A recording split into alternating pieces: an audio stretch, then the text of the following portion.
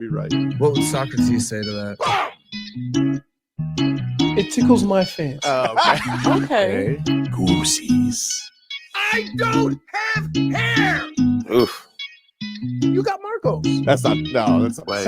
Yeah, That's true. You do got me. Get over here, Marcus. Let me look at you. They don't want it. Tobin and Leroy, ready to deploy. Had to hit it with a little journalism, but that was a decoy. Better have about me, boy. Okay, Leroy and Tobin, hold to the show, man.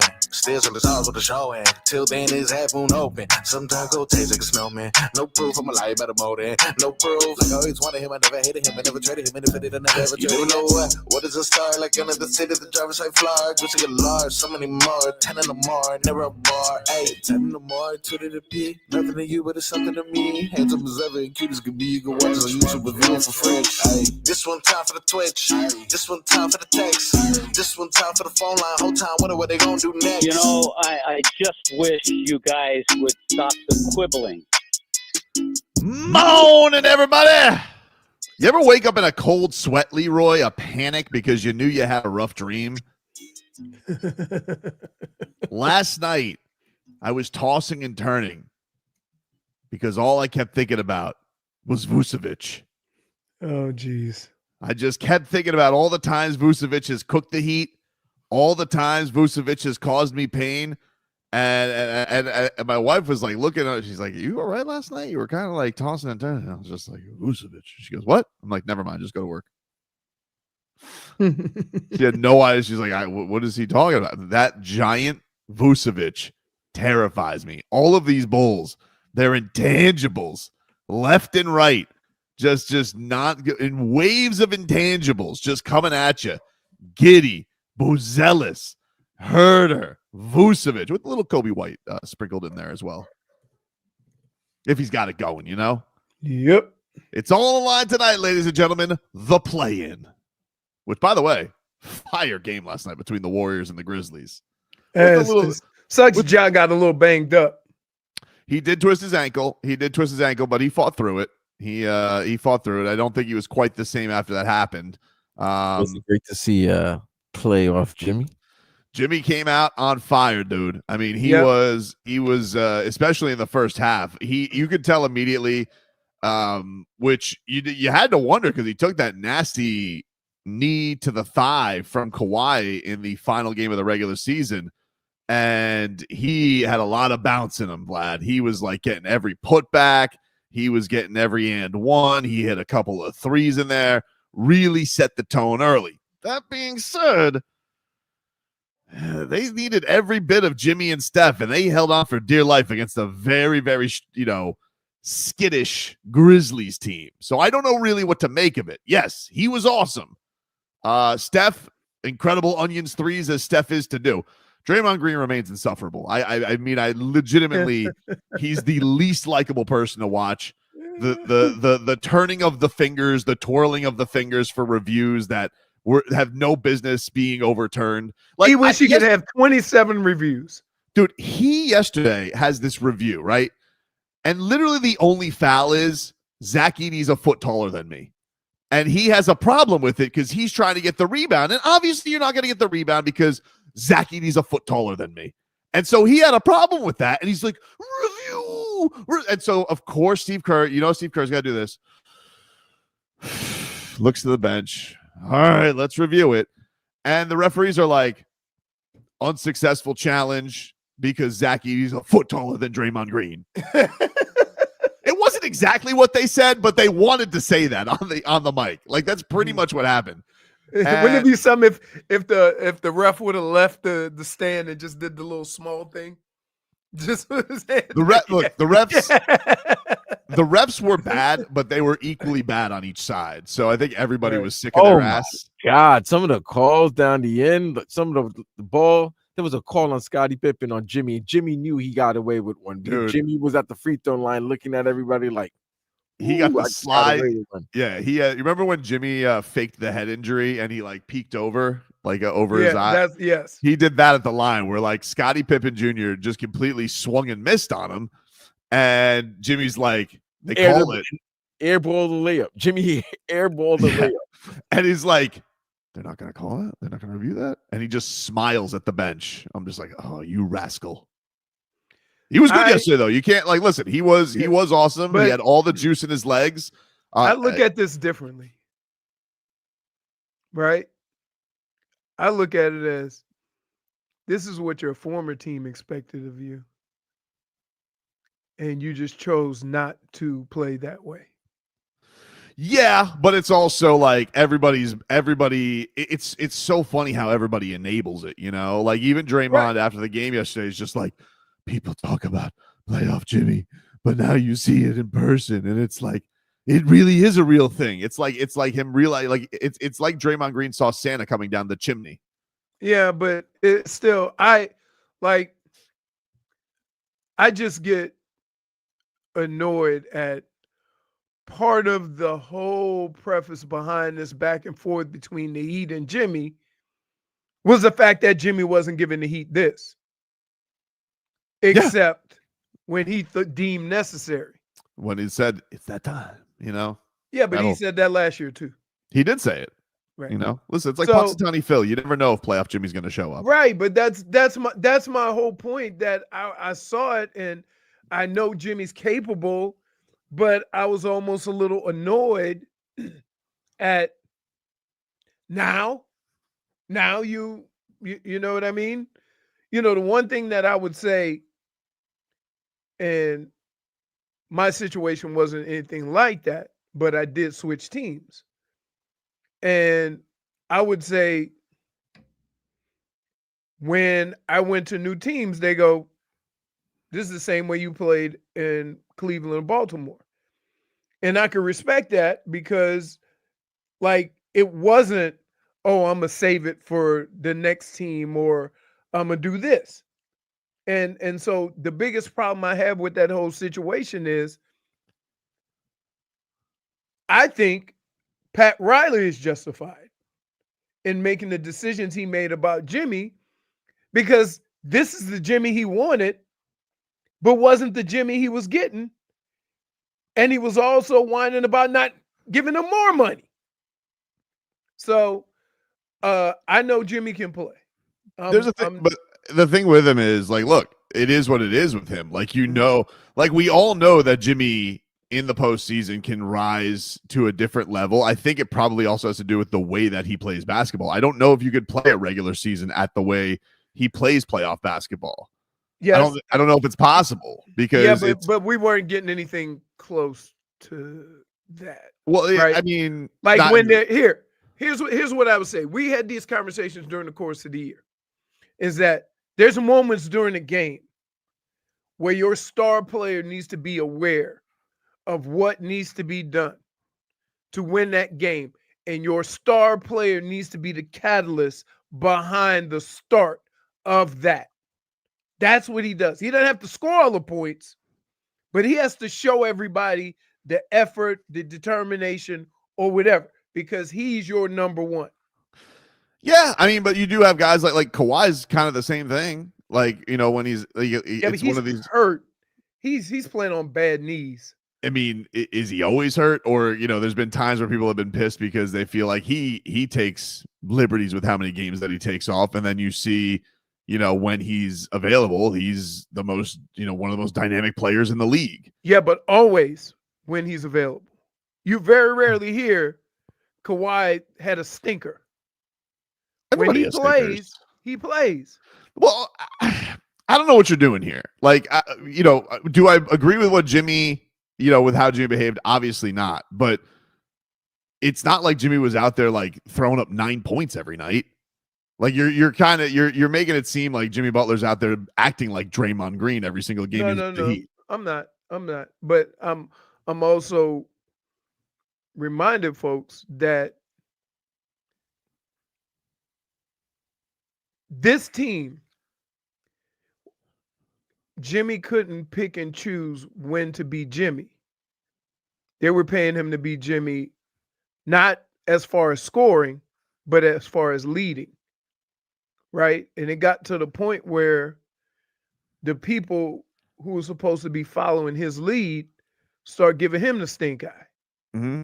And that's the only problem I have with that, it became more about how he was doing things instead of what he was doing.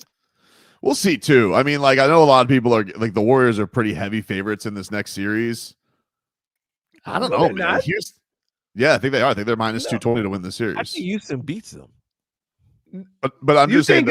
They're minus 220 because I'm pretty sure I saw the last percentages and it said the Rockets were a 54% chance of winning. So no, maybe Warriors are a favorite right now. Yeah, really? I'm just talking betting lines. Betting lines for the series. Okay. I'm pretty sure they're minus 220 to win the series. Wow. Which right. Because let me tell you something, dude. They had some issues with that Edie yesterday, and that dude's a big stiff. Like, he didn't know. No disrespect to him. He's gonna be a fine player, but he had no idea what he's like. I'm just being tall. He like went through the game with 5 fouls.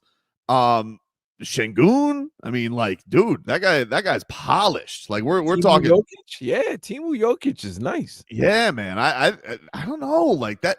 The one thing that hasn't changed with the Jimmy team is they're gonna play small, and Right. you know, you wonder how that's gonna be because you're gonna have Draymond here who fouled out yesterday in like 30 minutes. You're gonna have this situation where he's gonna have to bang with everybody. I don't know, man. Like, and they have so many athletes to throw at you at Steph, at Jimmy. The thing that I think keeps the Warriors close is Houston doesn't really shoot threes. They're not that good at it. Yeah, but you know, if the Rockets have the Warriors not shooting threes well, it's not gonna be a good game for the Warriors. Right. And that's Vlad, for years, if you've watched basketball for a long time, you always have in the back of your mind, and we used to say this with the Celtics in the last couple of years, they shoot so many threes that if they get cold, you can beat them. But they never really get cold. Now, that's different with group.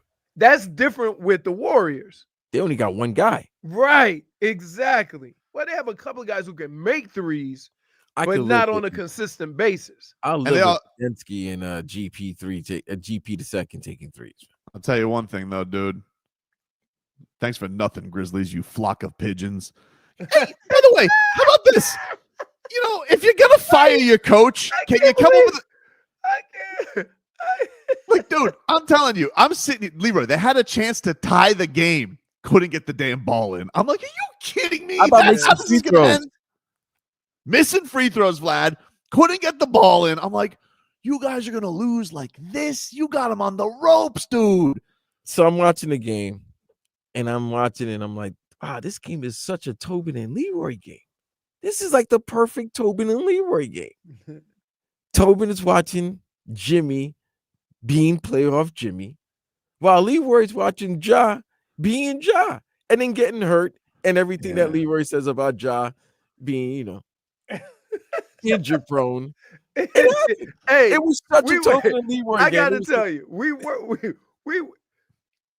I can't think of two other people watching the game and not having any idea what the score is. But you look at it, you got your feelers out for your hot takes. Dude, I'm telling you, it definitely is. But can I tell you one thing that annoys me about Jaren Jackson Jr.? Not only that that was another one. That was the other thing. You see how he shoots threes? Why does he shoot threes like Tyler shoots floaters? Like, why does he do that? He does like a lean float mingo from the 3-point line. It's so weird. It makes him. I know. It's very confusing. I don't understand how a 6'10", 7-footer shoots a flat three. Right? I don't know. It's kind of crazy. So anyway, headlines brought to you by Doral Kia. Doral Kia, choose from over 500 new Kia models inventory of the Sport, Sorrento, and Telluride. Remember, when it comes to Kia, the great deals are at Doral Kia. Your final score last night, 121-116. Jimmy Butler, 38 points, 7 rebounds, 6 assists, 3 steals. Steph Curry had 37, 2 monster threes in the last 2 minutes. And, you know, they move on. They will take on the Houston Rockets. The Magic, they made easy work of the Hawks. Trae Young left off, and what the hell happened there? He got a double tech. He walked off the court. So the Magic are going to move on to that. The Hawks will await the winner of tonight's game between the Heat and Bulls. That gets going tonight at 7:30. But Now the Heat have never been in this situation. They've They've never always been. been 7 or 8. They've been in the Hawks situation. Yes, they've been in the Hawks situation twice. 2 to win 1. 2 to win 1. They got to just win 2 on the road. Now, listen, Atlanta's not a hard place to win. Tonight's the one where you're like, and especially with Trey's little meltdown there. I don't know what the hell's going on there. And Spo we know Spo's got the game plan for him. He's going to have Davion Mitchell and Pelle Larsson have Trae Young and hell. But task at hand. We got to get through the flying intangibles first. Dude, last thing I want to see is a Gideon or Vučević. Right? So, I've never been more terrified by 2 intangibles than I am. It just when you start saying it, I start sweating. We'll get into it. 15 minutes of Heat. What's next? WQAM broadcasting live from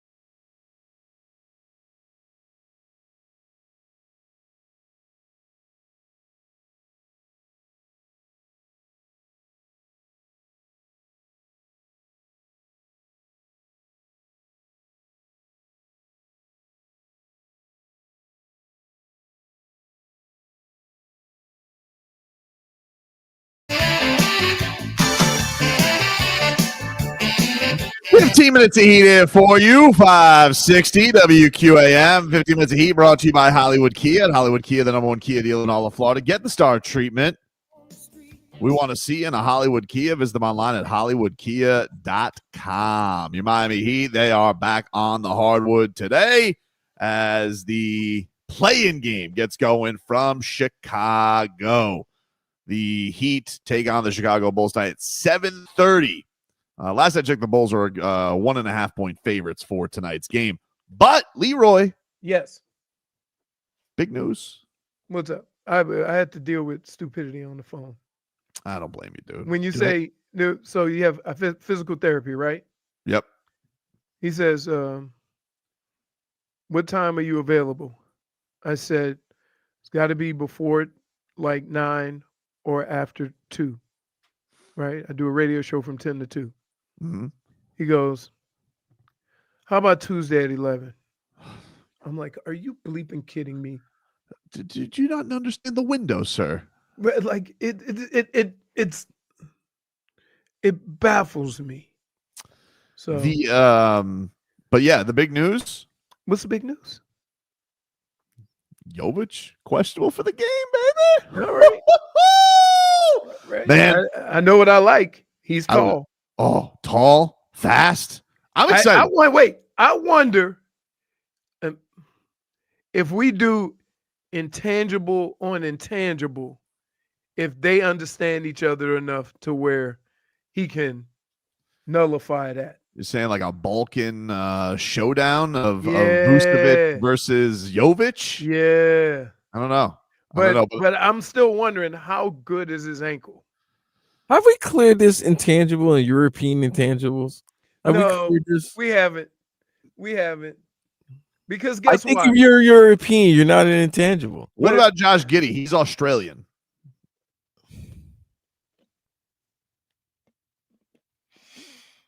That's tough. It's tough. It's a judgment call. Right. It's like, wait, but think about this, Vlad. When an intangible sees like a Haitian, right? Do they call him a Haitian or do they call him black? I mean, I think they're gonna call him black. Okay, then fair But point. if he speaks Creole to them, they think he might be French. So what? The way it works in America is, right? We look at your skin to determine before we know your nationality. That's how it works in this country. In other countries, they might ask first where you're from. But here it's by the color of your skin. Like, hey, I didn't make those rules. I like Euro-tangible, but I like the word that Euro-tangible? I like Euro-tangible. Euro-tangible. Now, I got to tell you, when he told me Giddey was Australian, threw me for a loop. Oh, you didn't know? No. Yeah, he's Australian, dude. I thought he was Cooper Flagg. Nah, yeah, Dr. Tobin came up with Euro-tangible. I think we should use that. And then intangibles for. So we got levels to this. Yes, exactly. Because guess what? What about the black guys that are Canadian? Like Shea. Yeah. How do we do that? See what I'm saying? So we can't. But if those 5 Canadians went against 5 Americans, who we rooting for? Well, there's been a few Canadians that I didn't know was Canadian, and you still rooted for Duclair. Yeah, I did. Okay, then you still root. Yeah, you. Well, because that's a whole different ball of wax. I'm sorry, I didn't want to. Yeah, I just wanted to get a clarity on this intangible and Euro-tangible. Now we have clarity. I just wanted to make sure. Hey, now we that's like Tobin root for DeJean. He's like there's no way I can't call Pelle Larsson not intangibles. His game is literally intangibles. Right. But he's not. But he's Swedish. Like what? Like he's Euro-tangible. See, Dr. Tobin, he got it. Euro-tangible. But he played college ball. Like he didn't go. Like it's not like he came through the Euro League. Like he went to Arizona. Was he born in the States? No. Euro tangible. Interesting. What about Kyrie Irving? He was born in Australia. Yeah, but his daddy's from Jersey. Well, I don't know the rules. Mama call him Clay. I'm gonna call him Clay. So anyway, Jović is back. It's not an ankle injury. He had the broken hand. Oh, I'm sorry, the broken hand. I'm thinking of Pelle. Pelle had the ankle. He is also questionable tonight. It's possible he goes. That would be huge. I feel like Pelle would be huge if they can have Pelle. Pelle would be huge because we have some more grit on the defensive end. Yep. And we could get look, that means we got 12 fouls. That's how I look at it at the point guard position. Him and Davion. 12 fouls. Man. Yeah, just go get him. Now, Spoelstra had some doozies this year. Oh, he did one. Another one? Well, oh no. he had one yesterday. Why? The only reason why we don't call Spo Mike McDaniels because he's won championships. Exactly. Oh no, Spo's the only coach. He's one of the few coaches that has ring protection that protects him.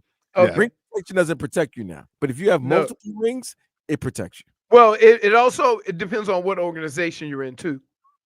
I don't want to hear this. I want to hear what he says. Yeah. All right. Here's Spo on the matchup and the offenses between Chicago and Miami.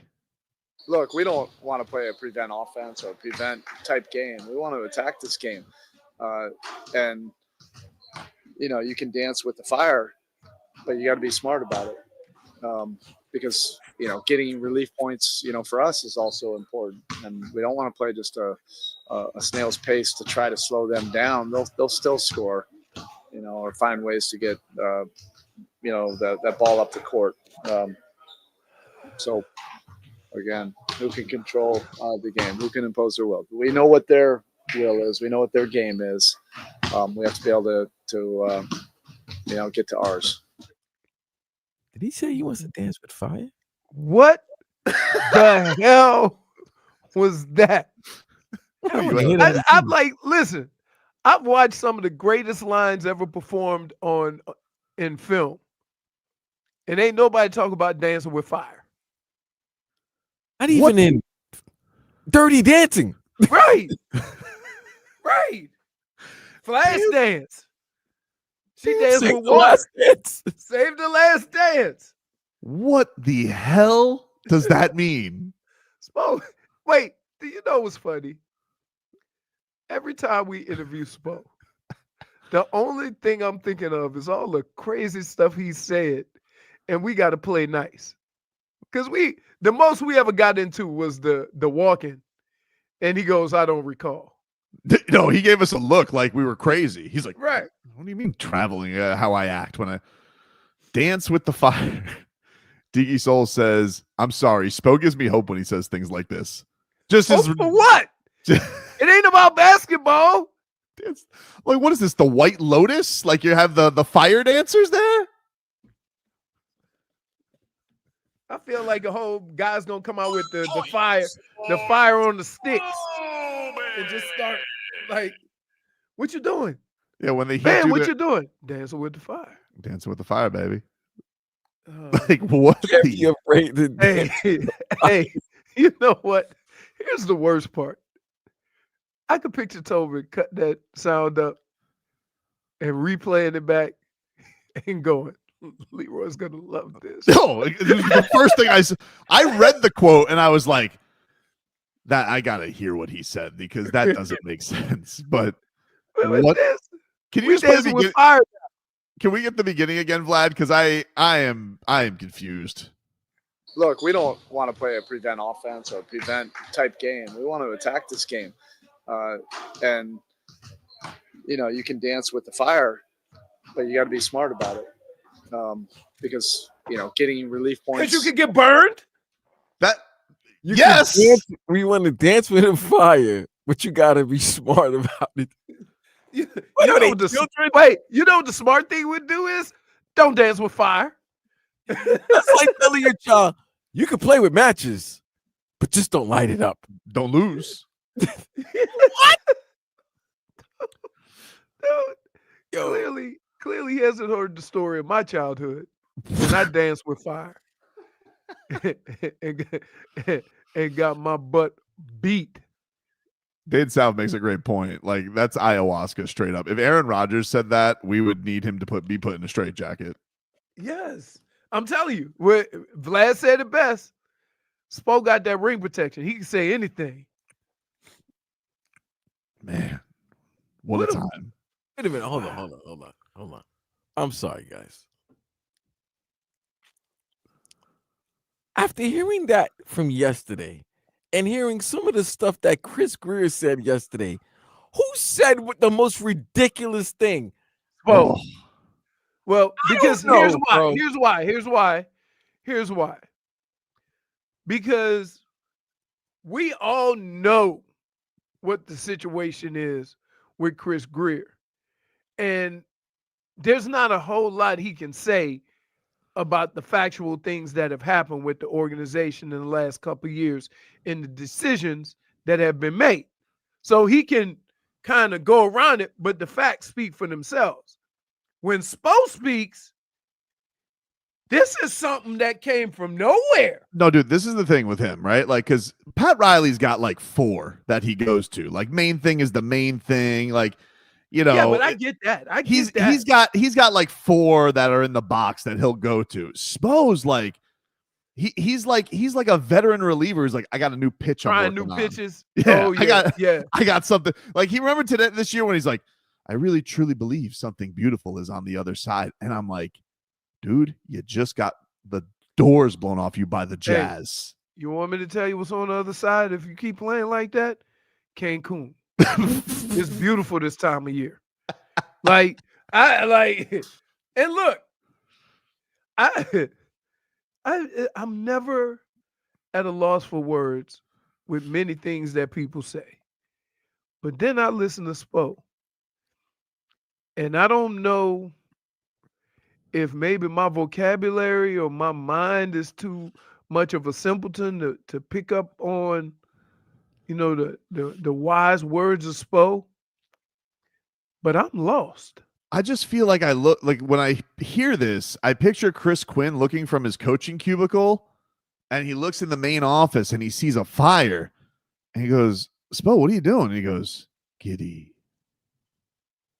What? Giddy. He goes, you all right, man? Vučević. All right, I'm gonna leave you alone. And then he just like closes the door. Hold on. Now, let me ask you this, guys. If Paul Maurice said that, would we be responding the same way? Paul Maurice wouldn't say that. He wouldn't say that. No.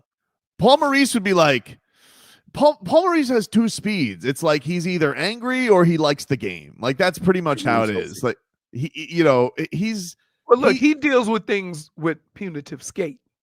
So right. So you know how he's feeling based on them practices the next couple of days. But I like the way, like, the thing about Paul Maurice is he's mellow to us, right? But he'll tell you how it is and how he really feels. Well, hey, I'm not too discerned about how we played because we played pretty good. We just got a bunch of bad breaks, or we got a lot of shots on goal. I can't believe nothing went in. You know, he'll say it like that. Spo has never given an explanation that simple. He's never after a game said, we were just terrible from 3. He's never, it's always. You could be like, you could shoot 15% and he'll be like, I like their looks. Right. The process was great because you can dance with the fire, but you got to be careful. Huh? Who's the fire? Be smart. You got to be smart. Is the fire Giddy and Vučević? I think so. Or Buzelis. Or Kobe White. I mean, they've gotten their, I mean, everybody's gotten them. Yeah. You know, I was worried about Kobe White the last time they played, and he didn't do nothing. Yeah. Don't worry. You don't want him to start waking up tonight. No. I know, Vlad. It feels to me like if the game is close, the Heat will blow. They got to blow these dudes out. Because if this is going to be like anything, if it's going to be another one where it's like 9 points, I just know there's going to be a fourth quarter collapse. Even with a double-digit lead, can you trust this team to hold on to that lead? So come on now. Like, this is going to be a nail biter. This is the only season where I watched the first half, and I'll go to take a break or whatever and get something to drink or what have you, and sit back down and know that this game ain't close to being over. That's how I feel every time. Well, every time they play the Bulls, it's always like a 12-point game. I need it to be like a 25-point game to feel safe tonight. Because every time they play the Bulls and it's like 12, I'm like, too much time left. There's 8 minutes left in the third quarter. There's too much time left. Whew. Take a break. The Panthers, they had their playoff matchup. That's next.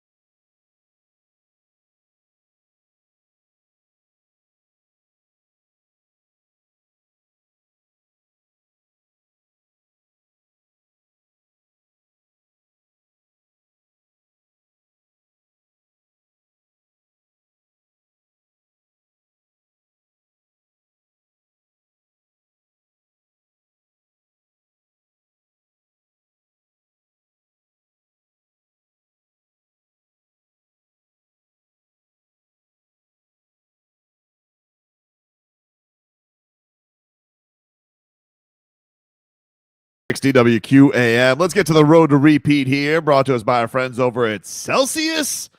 Hockey fans, don't sit this one out when it's game time. Make Celsius a part of your play and get that energy up. Game day is fueled by Celsius Essential Energy Drinks, the official energy drink of your Florida Panthers. Panthers yesterday, they wrap up their season with a loss to the Tampa Bay Lightning, but they had nothing to play for. They already knew going into that that they were going to be matched up with their dastardly rivals. And for what is this? This is the fourth time in 5 years, Leroy.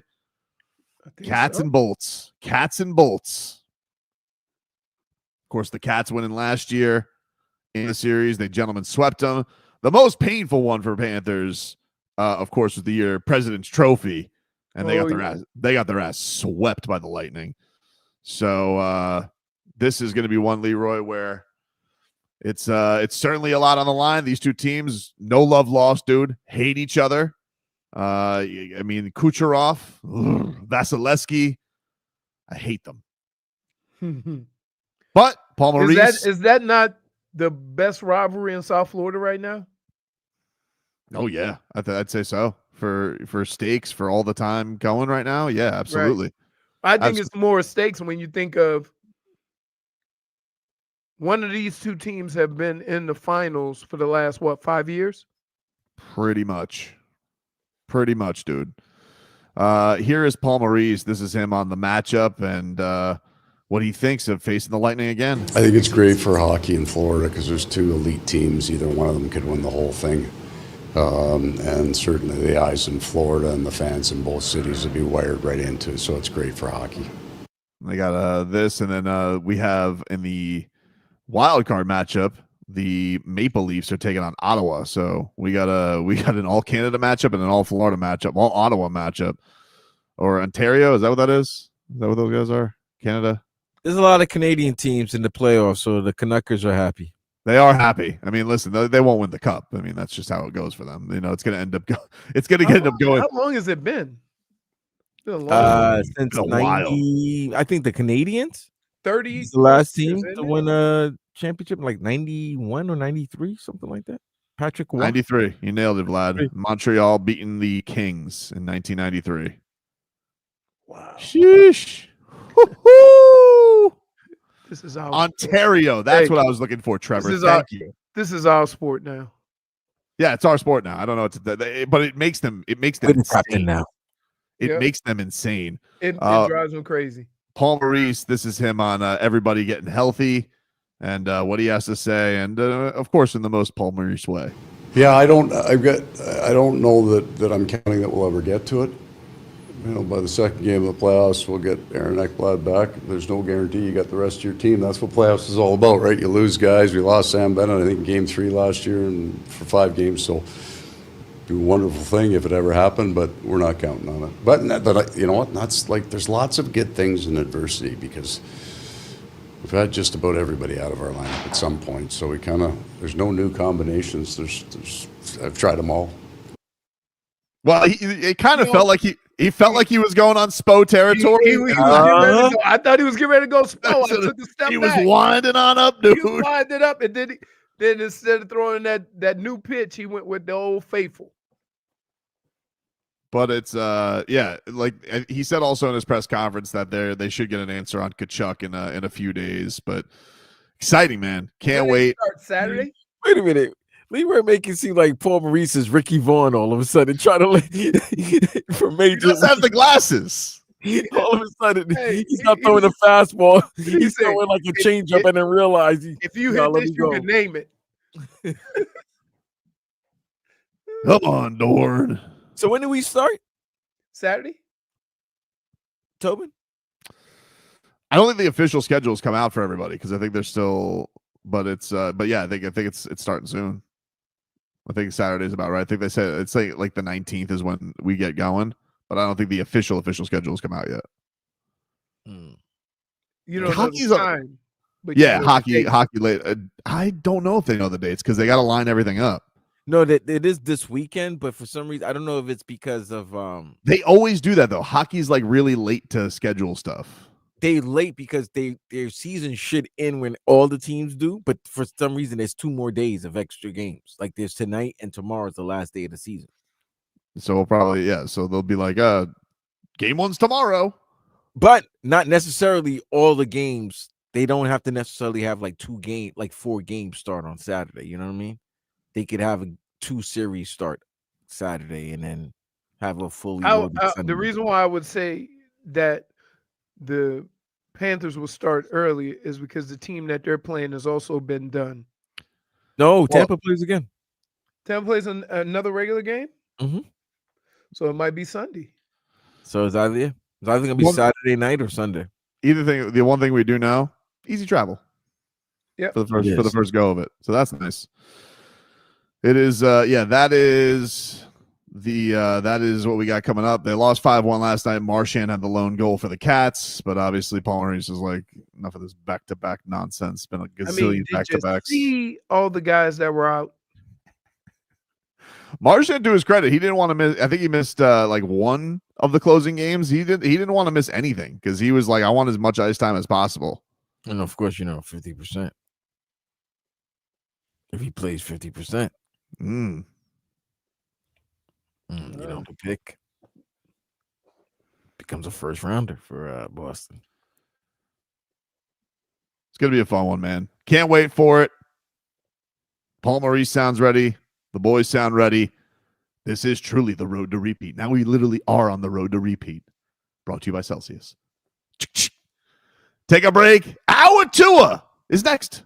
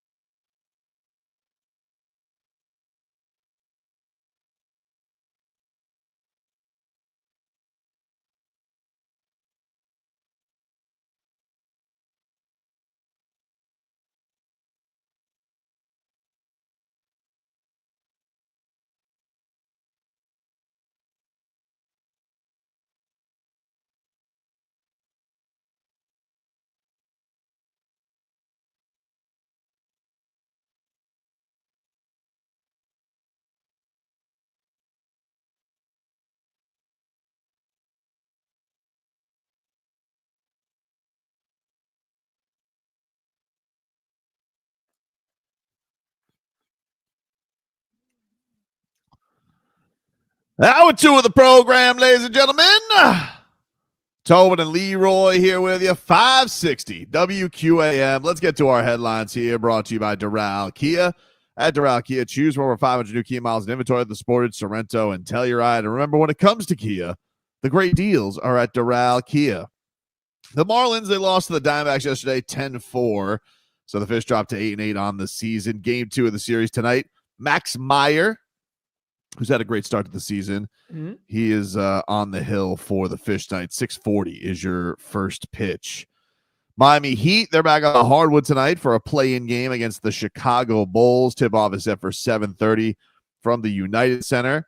Both Nikola Jović and Pelle Larsson questionable for this game, and that is good news. Haven't had Pelle. Didn't have him in the last Bulls game. Definitely hurt Miami. And Nico, we haven't had since damn near February. God, I miss him. Oh, I miss him so much. I love watching him play basketball. Legitimately one of the more fun players on the team. Not only because he's a delight, but you just think 21 years old and just the growth that he's had. Tremendous. And you know what we get back tonight, Leroy, if he plays? What? It's all time. Oh, All yeah. time. Yes, sir. Pretty exciting. That is that. You know what? I would like to just get a run of maybe 5 or 6 games of everybody being active participants, so you can at least get an idea of what's possible. It hasn't happened. Soon as everybody's within 5 minutes of a game, somebody gets hurt. Literally. Or somebody's sitting out. That literally happened. Right. And that so literally happened. Pelle Larsson. I just want everybody to be active. Now, I will say this, and I've said this before. I sometimes think that when Spo has his whole arsenal, he struggles sometimes with the rotations. When he's shorthanded, he's at his best. If I had to guess, if those guys are available tonight, I think the guy who probably suffers on the most minutes is going to be Haywood. That would be my guess. If Nico can actually go tonight. Yeah, it depends on how he is on the other end, though. If he has like a shot going, but I think if he has a shot going, but on the defensive end, because hasn't worked against the Bulls before, though. Right, I know. These the two guys that you literally have to. First of all, I got to have a talk with my young big and Kalel. Say, hey, Kalel, that's enough of this. Okay. Vučević on the second chances, the layups, that's enough of that. Okay. It's your job. That's your job. And no getting your ass kicked by Vučević on the glass. Right. Tonight. And then I will go with my perimeter defense because I can't. Dude, if Giddey goes off again tonight, I'm going to lose it. He's been on fire. Triple Giddey double. I know. He's been on fire. He's had 2 triple doubles. He's had a 28-point and a 26-point triple double against the Heat. You know, he's lit them up. He has lit their ass up. But I do think that, you know, the thing that I like about Nico is some of these guys, when the game gets fast, it's almost like a fish out of water. Nico's not like that, you know? Right. And so I'm not expecting him to play big minutes, although he says his conditioning is good, and it's a little bit weird because it's a hand injury. So, right. The conditioning should be fine. Yeah. So I'm not. The only thing I guess you worry about is rust with his teammates of game speed, but it's not like he should have any restrictions. If he can play, The thing I like about when Nico or you have Pelle or you have, you know, Bam, is all those bigs can bring the two can bring the ball up the court. So how do they defend Nico with the ball in his hands at the point? Right? And so there's a lot of flexibility in how you can go about trying to figure out what they're trying to do. Now, my fear is when they do something like that, the Bulls just drop and try to run some kind of zone.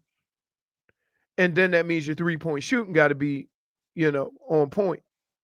So I would like to see how that plays out. I don't want this game to be about who shoots the three better. Right? I want it to be about good defense, running, getting the ball up and down the court, and defending. Yeah, well, and also, let's remember the last time we had the old steel and brick heard around the world. So if a layup's there, T, just take those 2 points, huh? You call him T. We know who you talk about. Just saying. Well, dude. After evaluating that situation and thinking of it this way, if you make the three, it gives you more options on the other end. Right? I'm not hearing this again. But if you make the two, you still at some point gonna have to make a three. Yeah, it's still a one possession game. I got you, but here's the deal. Think about this. If you make the three and then you foul and they miss one, now you need a three to tie. You didn't, but that's where to foul. You didn't need to foul. That's like, again, right. There are times where I'm cool with the three. I would have been cool with him taking the three for the lead. Right. Not there. Not down 5. Not Makes 5. no sense. Made no sense. Still doesn't make any sense. Don't do it again, Tyler. He's gonna do All it right. again. That was my thinking. That was my thinking on it. Like the two with them having the ball still put you in a tough spot. The Heat, they will play the Hawks if they win tonight. The Hawks got killed by the Magic, 120-95. Trae Young stormed off. The Warriors hold off the Grizzlies, 121-116. Jimmy Buckets, 38 points. Steph Curry, 37. They went off. Jimmy Butler said after the game, "I think any team I think any team has a chance with me on it, but I know every team has a chance with Steph on it. I get to play Robin. That's my Batman." See, now. So now the truth is coming out. He didn't want to be Batman. It's not that he didn't want to be Batman. No. This is where not getting Dame. That was the moment yesterday. This was what Jimmy was talking about. Having a sidekick, somebody alongside with him that if he goes for 30 and the other guy goes for 30, it should be enough for them to win instead of him having to do everything and be a super Jimmy. That's what he was talking about, because that's why he wanted Dame. Like what Curry did yesterday was exactly, I mean, that's what Steph does, but it's similar to what Dame would do as well. So that's what he wanted Dame. Yeah, This of was course. definitely this was when he made The whole Jimmy era ended when Damian Lillard Dame went to the come here. Bucks Yeah. and Drew Holiday went to the Celtics. That was it. That was like it was basically like the Heat were on a ventilator. I've been watching too much of the Pit.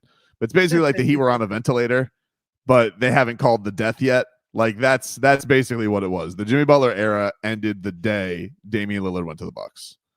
But also, yeah, I guess he's come a long way since his sidekick Cody Zeller when he referred to him as Robin. So you got that. The Heat now know, but officially now the news of that, the Heat officially have a first round pick this year. The Heat officially now have a first round pick this year. I believe it's either 18, 19, or 20, I think is the spots it could be at. Oh, So there you go. That is the one piece of news that comes out of yesterday. The Heat officially got an asset yesterday. when was the last time the Heat had a single digit draft pick? A single digit draft Was pick? it Beasley? Yes, I would think so. Yeah, I think so. Winslow was like 12. 10. Winslow is 10. 10. Yeah, was 10. Yeah, that's the last time. The last time they Right. were inside the top 10 was Bees, 2008. Yikes. Never had the number one that pick. also, but I will say this. That means you've been a good team, a good Yeah. franchise. I would say this. Every person that gets drafted by the Heat has an extended career in basketball. Those guys may not be playing here, but they are still playing basketball. The Is only Winslow guy- still playing? Not anymore. He's Okay. playing, I think, for like the G League herd. He had a lot of it. Yeah, he had a lot of injuries. I would say, yeah, he's probably one of the cases that goes against what you're saying. But one who Precious- really Precious is still going. Yeah. Precious is still going. Precious would have been. I think Precious would have worked out here too. They had to throw somebody in for Lowry. We love Again. Precious. We love Precious. I'm a fan of Precious. I liked Precious. I just think that I think the Heat and I think Spo, he's really hard on his bigs because he expects everybody to be Bam Adebayo. Like he expects everybody to just play balls to the wall and no defense immediately. And it's like, hey man, it's like expecting everybody who picks up a violin to be Mozart. Is that what he plays? It's especially when you have to understand that when you were big in the 90s, you were expected to play a certain way. And now there's a lot of bigs now that play all over the floor, shoot the three, handle the ball. So they just have different skill sets. You don't have a true, like guy that just keeps his foot in the paint. And keep in mind, that's how Bam started. And we always felt then that wasn't the best use of Bam's skill set. Well, speaking of draft, a man who spoke to the media was supposed to be about the draft. Hold up. Time out. Yep. Tobin tried selling us on KZ Okpala being baby Giannis. Oh, I really did. I really did. Dude, they would talk about no. But here's the thing. They would talk about KZ Okpala. These vet, they lied to me. They said in these workouts, "Oh, KZ Okpala." He was a second round pick, though. In fairness, I'm just saying, like that's fair. I can't hide from that. And wait, we still are just amazed that. Remember how we got on Beast? Why the hell are you asking about Kendrick Nunn? But he was undrafted. He was not to your point of drafted guys. He was not a Heat drafted guy. Yeah. All right. And when I say that, I'm not talking about second rounders. I'm only talking about first rounders. When we come back, Chris Grier. Oh boy, we needed to block some time for this. He said things. That's next.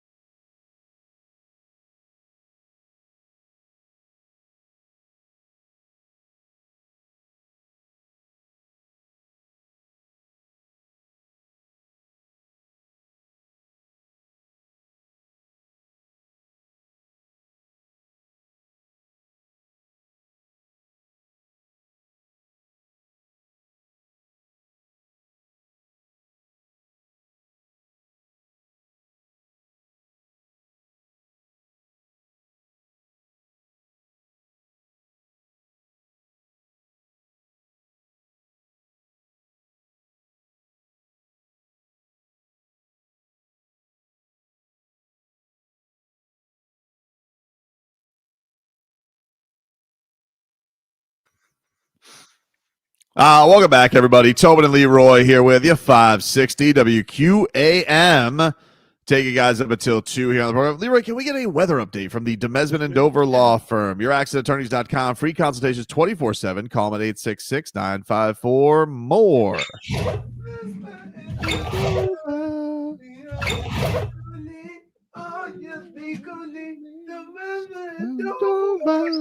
One big happy family. You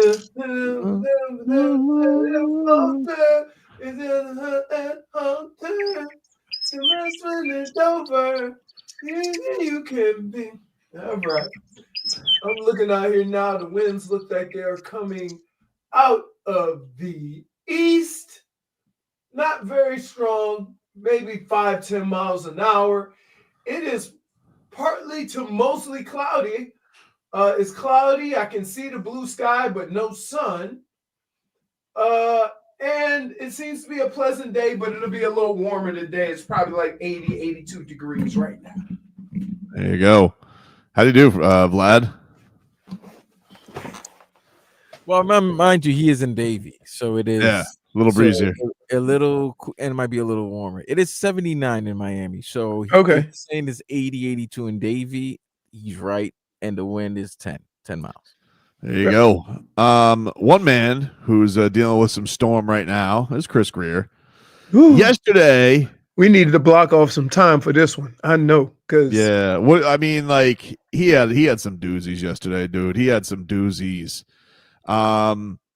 But like, you know, and look, to his credit, he spoke for a long time. He did basically touch on everything, maybe too much. He comes out of the gate and he basically says, "Yep, Jalen Ramsey and the Dolphins' time is coming to an end. We've discussed it. He hasn't demanded a trade, but we're looking to move him." And so you had that like just right in your lap. We knew that throughout the day from whether it was Slick Rick or Ian Rapoport. We knew the Jalen Ramsey Dolphins thing, but he didn't even deny it. He's just like, "Yep, we're moving on," but he wouldn't say exactly why. Mm-hmm. So we had that. We had him discussing the Tyreek Hill scenario, and he says, you know, he's not trading Tyreek Hill unless, you know, 2 first-round picks. Here, let me explain something to you. There's a fine line between not doing something and can't do something. Okay? Yep. The value of Tyreek Hill is greater on your team than what you would get trading him. Therefore, you keep him. It's simple as that. And he threw something out there just to give people an idea of where negotiations would start if you want him, knowing that you're probably not going to get any calls because, well, the last 2 summers. Pretty much. And so that is a weird thing that you make comments on issues that aren't issues, right? Like we all know you can't really trade Tyreek unless you give him up for peanuts. Yeah, pretty much. Which is which is I think why you put up the bold. For 2 first-round picks, we would talk. You know, just all right. But this was him on his dealing with the hot seat, and he said that him and Mike want to win more than anybody. This was what Chris Grier had to say on that. Listen, Mike and I want to win probably more than you guys in here, just to get you guys off our backs, you know. But at the end of the day, like I said, it's the NFL. Like, to me, the crazy thing is when you hear some of the really good head coaches in this league that have won all the time and people are calling for them to get fired after a season, like, it's just the nature of the beast. The NFL is, you know, one of the most popular leagues in the world, and you understand that. And so at the end of the day, you have to just work and try to drown out the noise. If I may.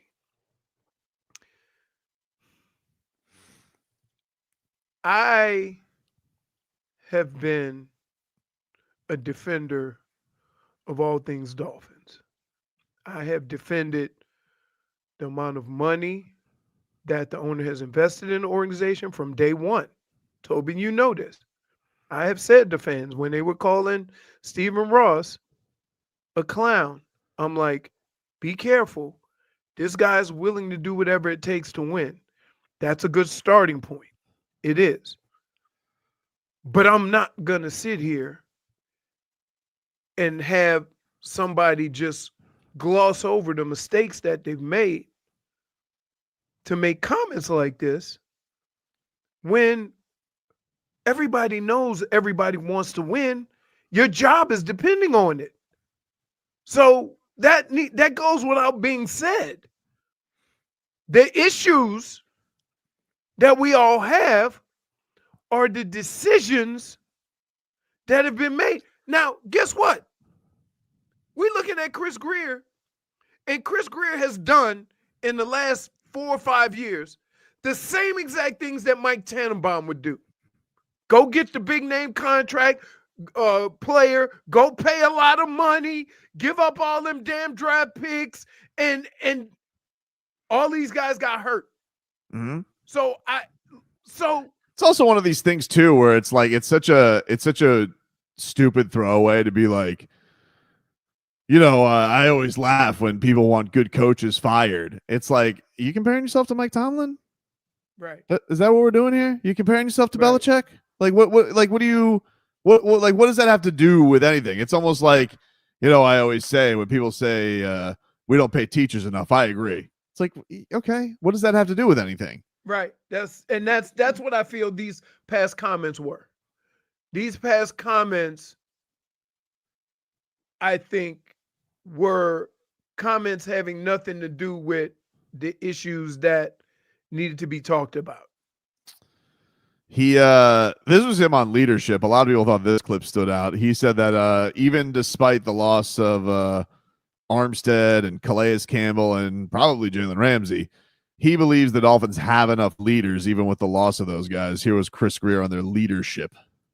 We do. And some of the players we added are quality human beings and people that have been leaders at other teams. But I do think in-house, when you have guys like Zach Sealer, just to name a few, You can name say one.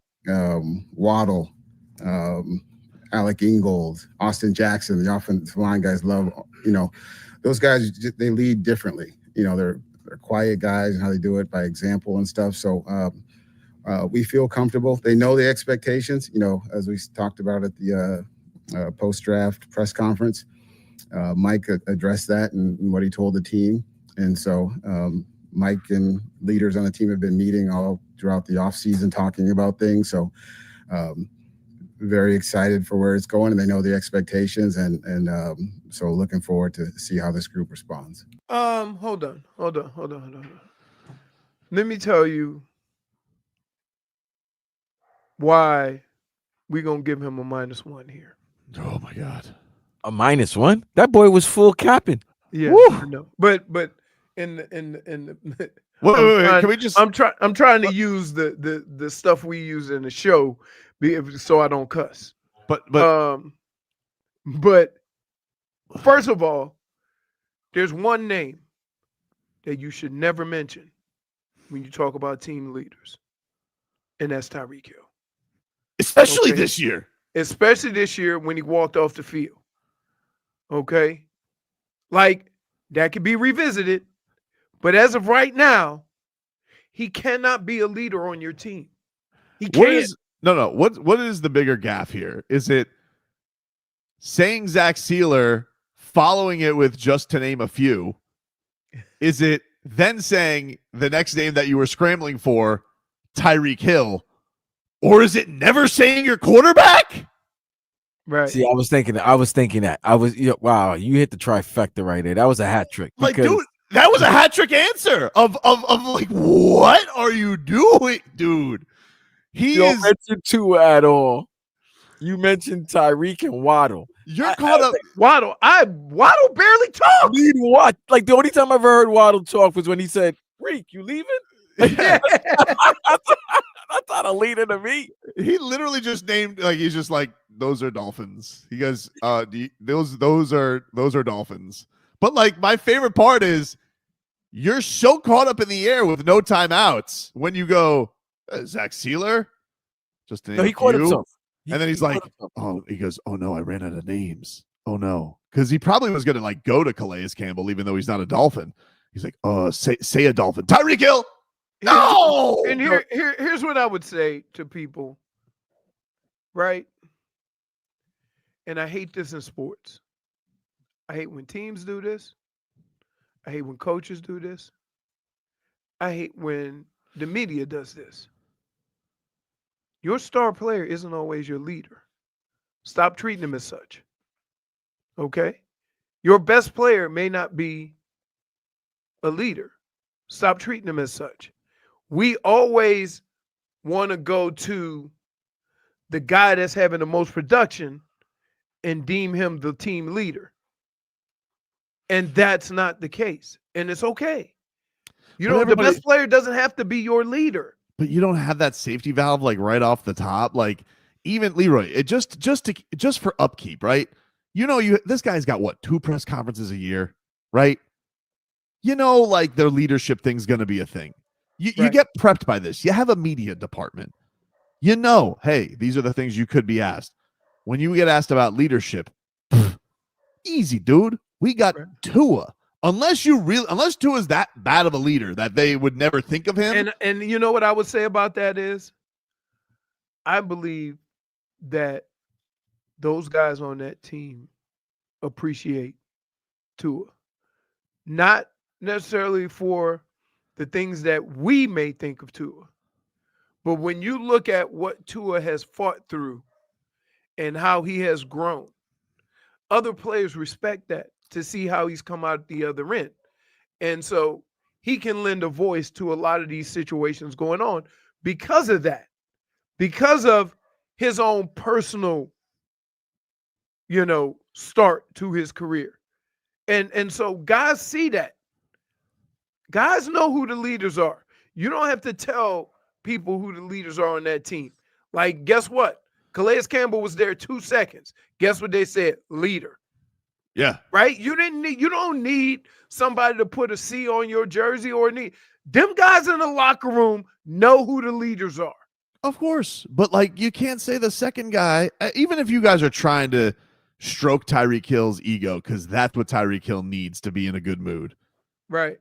Come on, dude. What are we doing? But I just think, here's the other thing. There was nothing good that was going to come out of Chris Grier talking. Absolutely nothing. Because of how everybody feels going into this presser. I agree with you to some sense that you're just at a point where you're in a no-win situation just because things are bad. But it's your own doing. But I do think you can come out of these things with a push. And somehow, was there anything that he could have said that would have? You could say things that are worse. Done, huh? You could say things that are worse. You can. Right. And well, sometimes in these situations, when you go out of your way to, like, say, my situation is just the cost of doing business, or that is just that way, people are going to hate you regardless, right? And just totally overlooking why and not identifying as far as why, I think that pisses people off more. So, in however long he sat in front of the media, we didn't hear one comment about decisions that were made as far as the team is concerned. You think it was all things to try to defend his position in the organization, or to try and get people to understand that he wants to win too. I don't care. We know if you don't want to win, your ass gonna get fired. I want to know what you're gonna do to win. What are you gonna do this year to make the team better? We never had any of these conversations. So instead of being all defensive, if he would have said, look, we got to move on from this, okay? Because nobody cares about last year. Nobody cares what has happened. People want to be successful this year. That's what we need to concentrate on, and we need to do everything for this organization to win. I would appreciate that. But it's almost like he's trying to backhand justify what he's done to this point. Nobody cares. He's trying to justify Leroy because he doesn't want Nobody cares. His ass is on the foreman. He doesn't want to get flame broiled and fired. Here's the problem, though. He's throwing Mike McDaniel under the bus. Oh, dude, he's 100%. When you say, I'm sorry, guys. I've never heard a general manager say, "I defer." What? You defer what? Too much. You're the general manager. Right. That's what you're here for. Right. You're not deferring. The only person you defer to is Bosh Ross. So unless you're throwing, and you're definitely not throwing Bosh Ross under the bus, you can't. You're gonna have to throw him under a Rolls Royce. But nonetheless, it's still you're throwing Mike McDaniel under the bus when you basically in that press conference. This is the thing too, Vlad. It's like you understand when you've had a job in a place for 20 years, right? And he's been in charge of this thing now almost 10 of the draft, right? It's like you need to find when you find ways to keep your job, which listen, props to staying employed. But you put a good point in the chat where you say he's a game manager. That's what he is. Like, I don't feel like because he's always going to come out. If you stay around long enough, you'll always be able to reset and get assets. And then you'll take a big swing and give us a Tyreek Hill to make everybody forget how you suck at drafting. And you'll make everybody forget that you didn't know who to sign at the right time and who you overpaid because you'll always make it go away. It's the same thing that happened. And then his whole persona was F them picks. And from my standpoint, he doesn't have any philosophy. He doesn't have anything that he believes in because he always just caters to keep his job.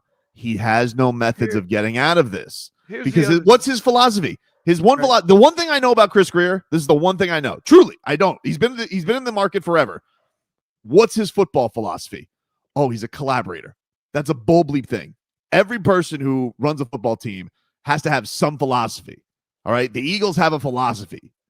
And this guy, his only thing that I know is he thinks that injuries are hocus pocus. And he thinks, he's got an injury pass. No bigs. We'll sign him. He's talented. Right. That's it. It's the only thing. Right. He's like, he doesn't believe in injuries. He said football's 100% injury risk.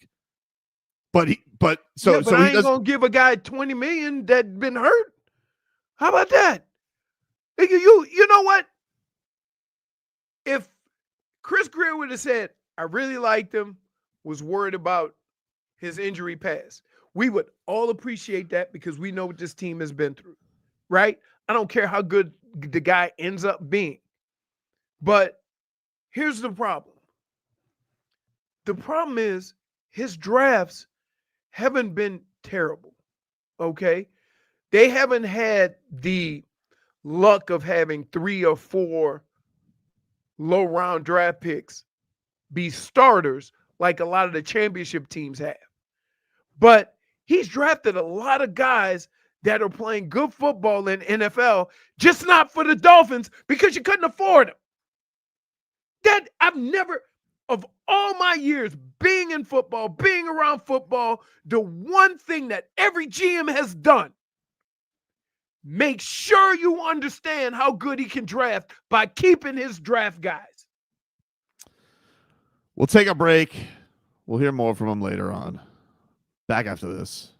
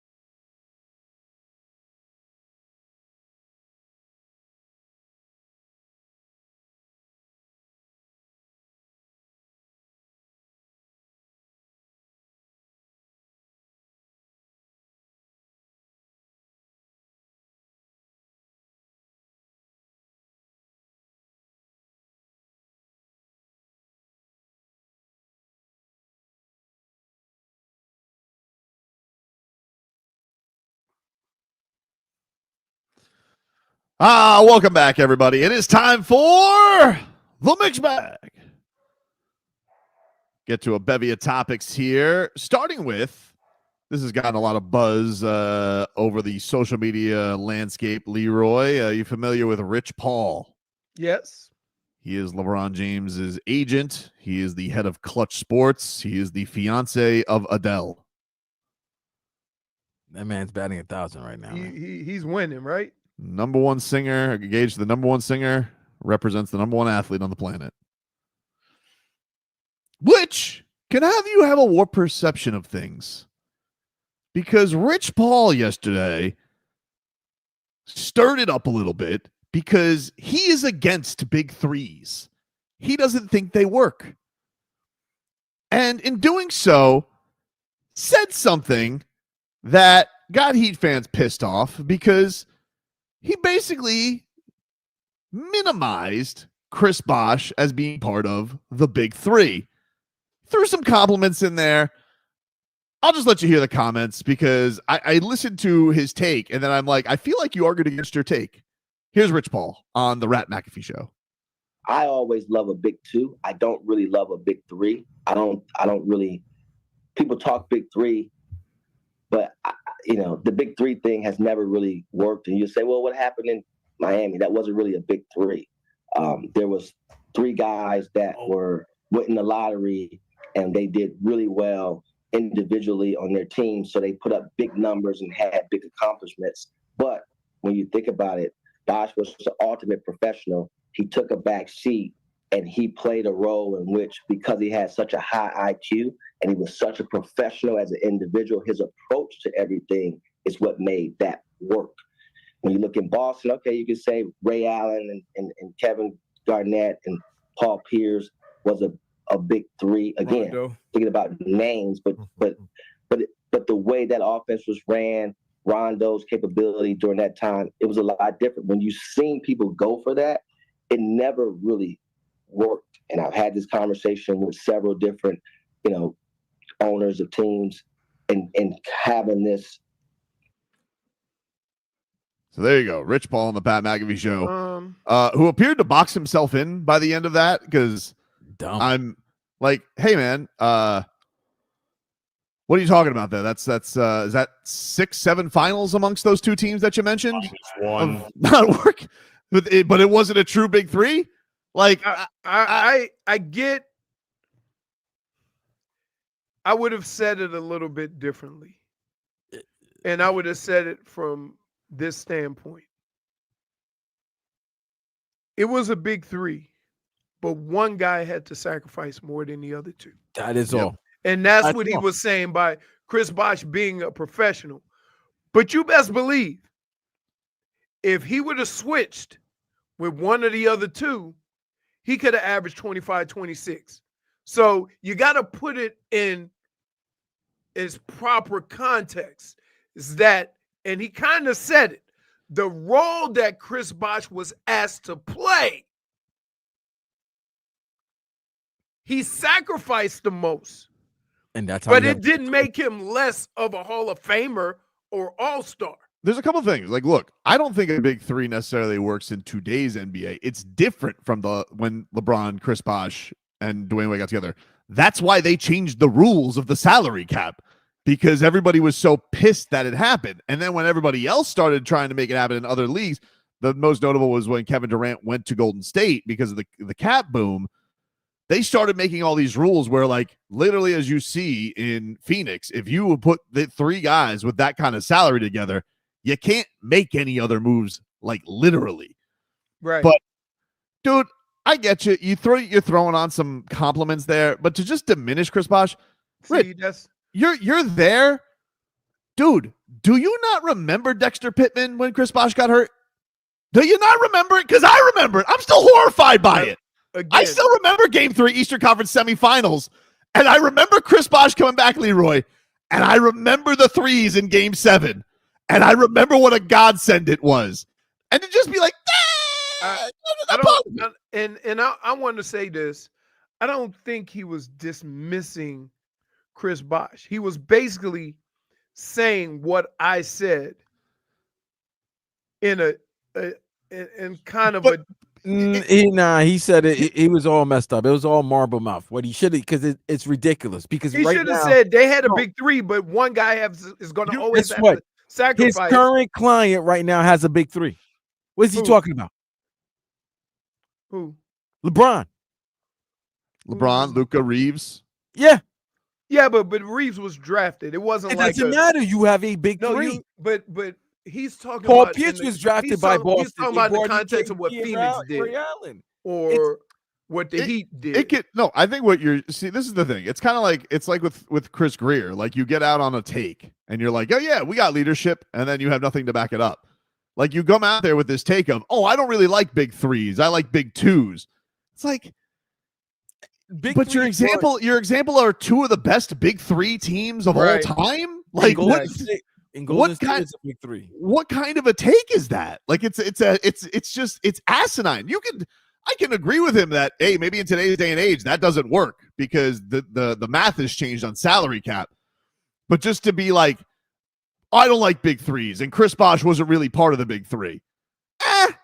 Actually, he was. LeBron's ass kind of saved by Chris Bosh. It's amazing that he witnessed all of this. And he said that. And says that. Like I remember when the big three was going on. One of the first things they said as the first year played out was Chris Bosh was sacrificing the most. And that's the key word. By the role he was playing. And that being said, it didn't diminish his skill set. And by the way, it didn't diminish. It added to his skill set. Chris Bosh was not the defender that he was in Toronto, that he was in Miami. The 3-point shooter. And not the 3-point shooter. Right. So he redefined a role. Like he absolutely right. But I would say this. You can't do what Chris Bosh did and be a scrub. Of course not. You can't do what Chris Bosh did and how he changed his game, right, to accommodate the Heat. You can't do that and not be a special player and still be able to perform. Dude, like he wasn't like this wasn't a situation like what Jimmy said, oh, my role is to stand in the corner.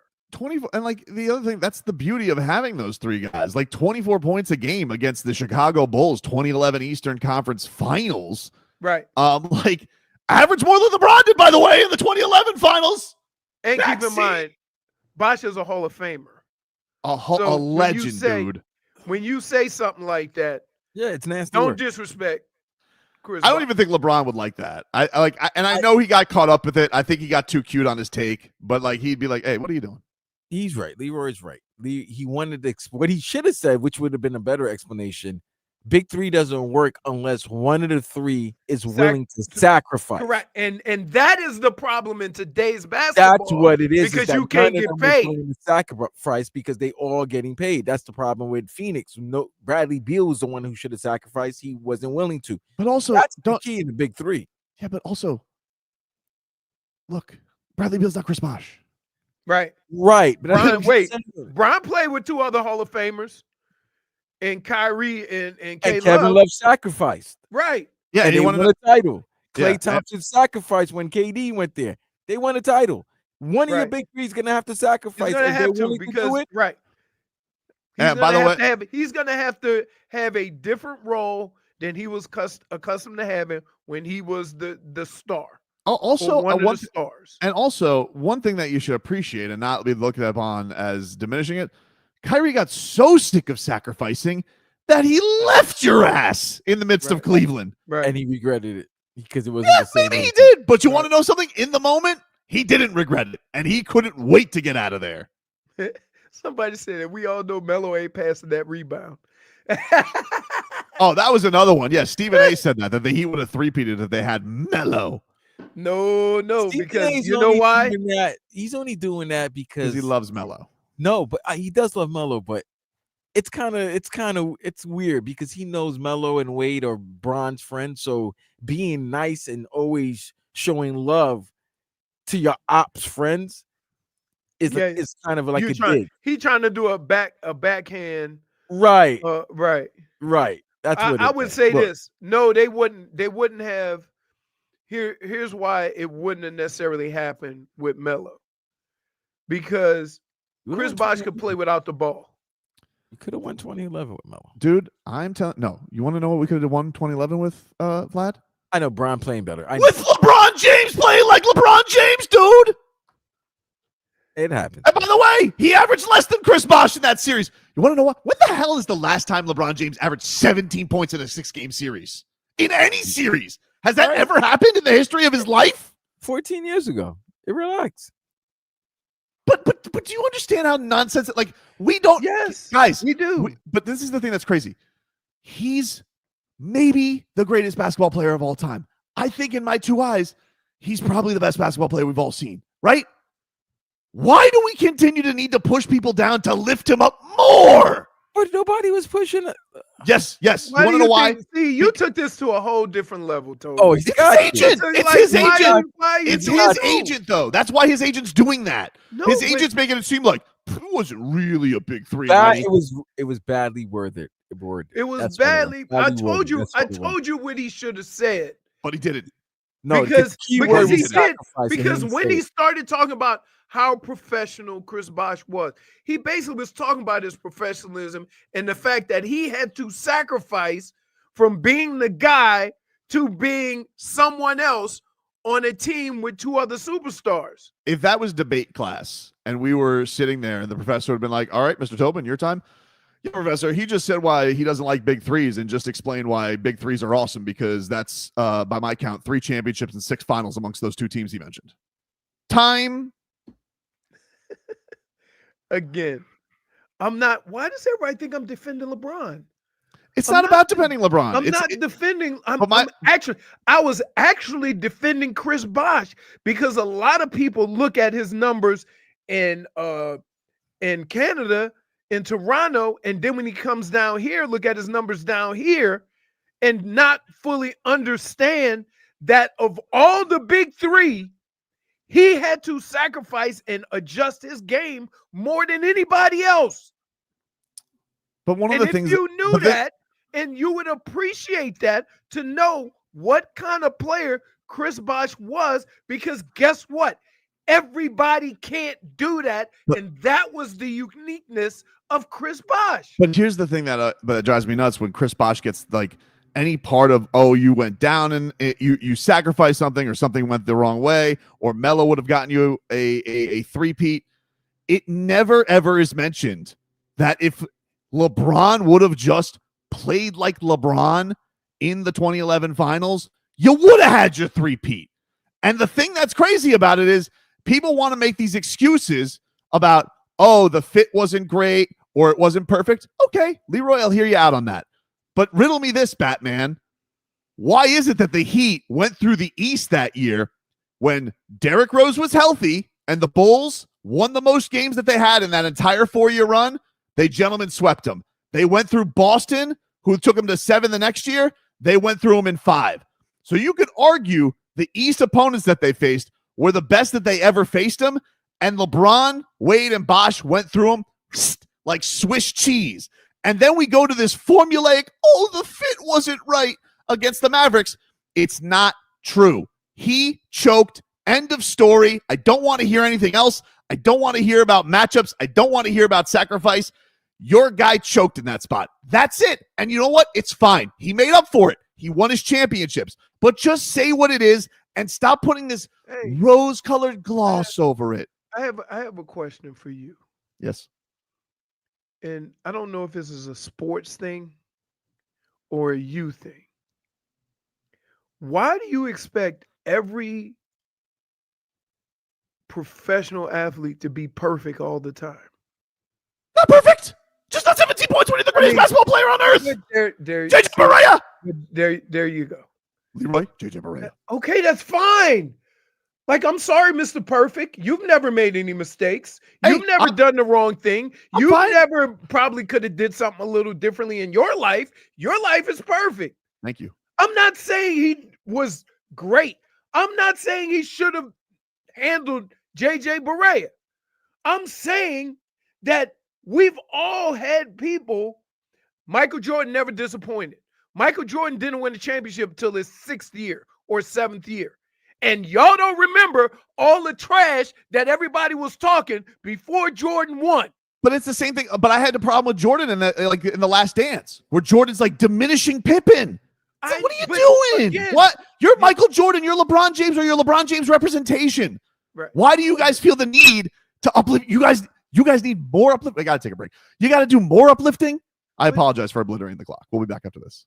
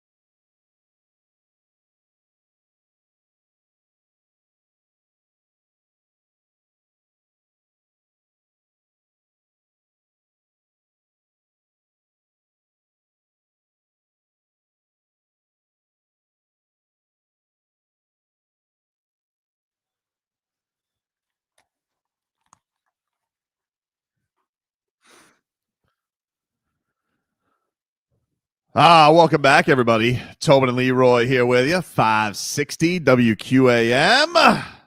Take you guys up until 2 here on the program. Headlines brought to you by Doral Kia. Doral Kia, choose from over 500 new Kia models in inventory, like the Sportage, Sorento, and Telluride. Remember, when it comes to Kia, the great deals are at Doral Kia. Got a little bit of a news here from the great Barry Jackson. He says, next Monday at 3 p.m., the NBA will break the tie between the 48 and 34 Golden State Warriors, Memphis Grizzlies, and Milwaukee Bucks for the 18th, 19th, and 20th picks. And, of course, Miami. Coin flip, right? It says random drawing, so I assume it's out of a hat. Okay. Because I know, I think in the NFL, they do a coin flip. You trust a random drawing? Like you go in there? Just like we didn't trust the ping pong balls when San Antonio ended up with Wemby? No, not Wemby. Before with Tim Duncan? Tim Duncan. Didn't trust that. Didn't trust frozen envelope. Zion, right after the Anthony Davis trade, when they had a very. What about LeBron? Wait, what about who got? Well, LeBron said that. LeBron said that he knew he was going to Cleveland.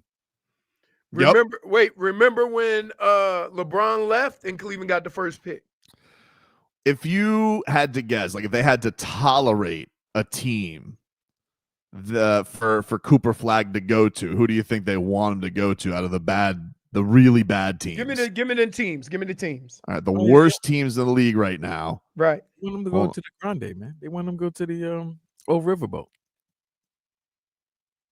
San Antonio. You think so? With Wemby? Because they got Wemby. I feel like haven't we seen this movie already? I feel like Vlad, my David Robinson. I tell you who he's not going to. Philly. They don't know how to handle number one picks. Well, I actually thought like Philly would really piss me off if he went to Philly, because like that does feel like Philly to put next to Embiid and Maxey. His mom is like a big time Celtic family. She would disown him. Oh yeah, they're from Maine, right? She looks a little. Let me tell you something. She's an intense fan.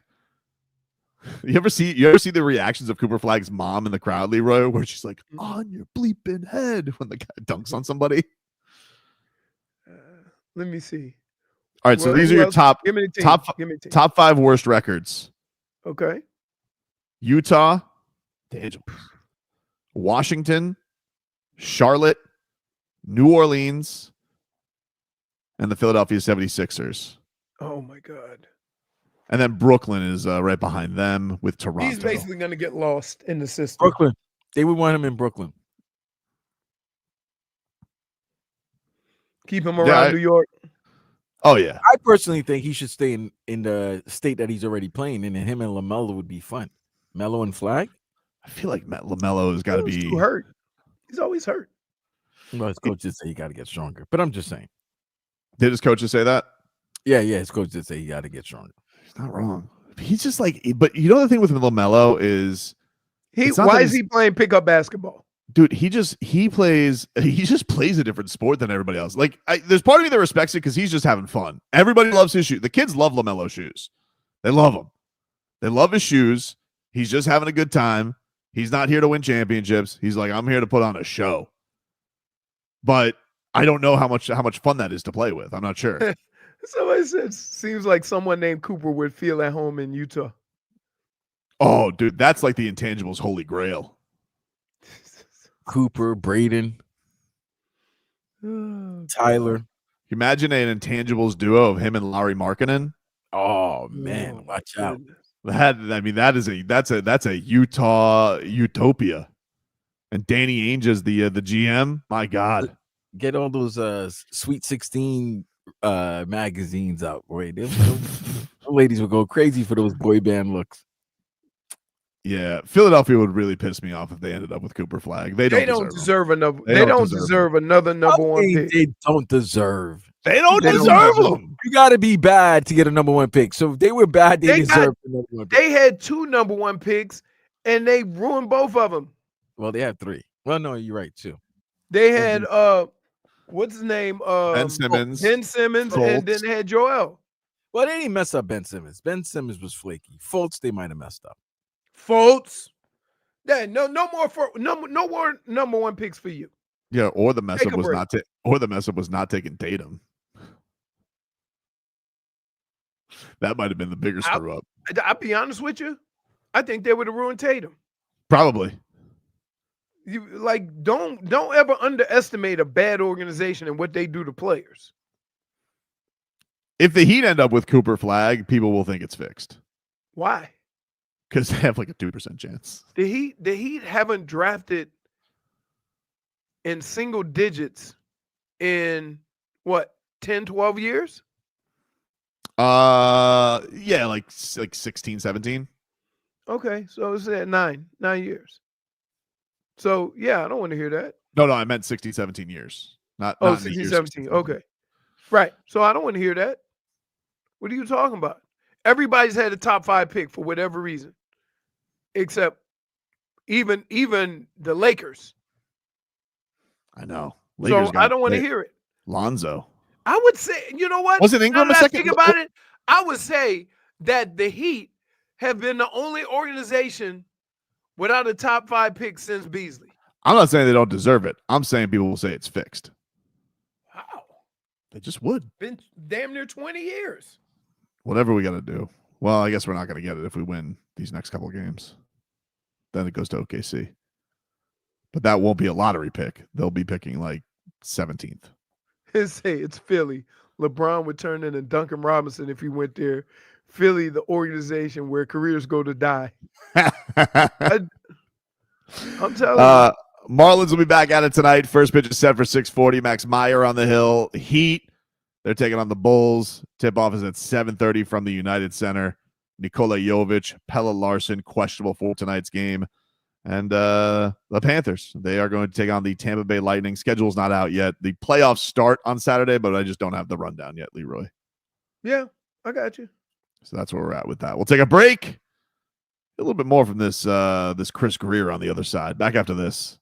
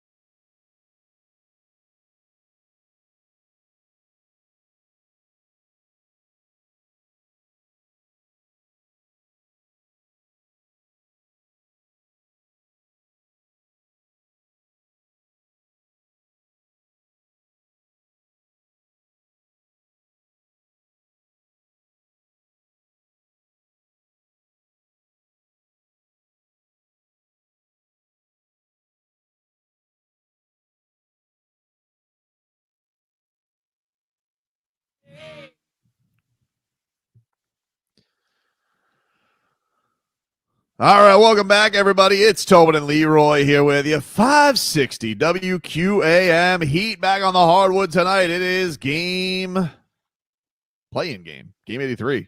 Technically, it's not game 83. They don't keep these in stats. Playing game, baby. A tradition unlike any other. It's become our masters. 7:30 is your tip-off tonight from the United Center. Heat and Bulls. Yet to beat them this year. Yet to beat them. Chris Grier spoke to the media yesterday. Obviously, a very important draft to Leroy ahead of them. Yep. With this one, they got 10 picks, and they need to fill 15 spots. They got 15 needs. It's a terrible spot to be in with all the money that you spent. It is a bad spot to be in. And it does feel like they're kind of, trying to revamp things here with trading the Jalen Ramsey thing. And, I think you're right. I think they know they're stuck with Tyreek. So that they got to make a best of a situation. That's the reality of it. That's the reality of it, simply because for whatever reason, you know what I mean? It is what it is. And you can't be stubborn to let a talent go for nothing, even though it's a headache. Yeah, it is a headache. Vlad, you got him on the draft needs that they have, because Chris Grier was discussing that they need NFL-ready guys immediately from this year's draft, and this is Chris Grier. You mean because of the drafts that you went development didn't work out? Guess not.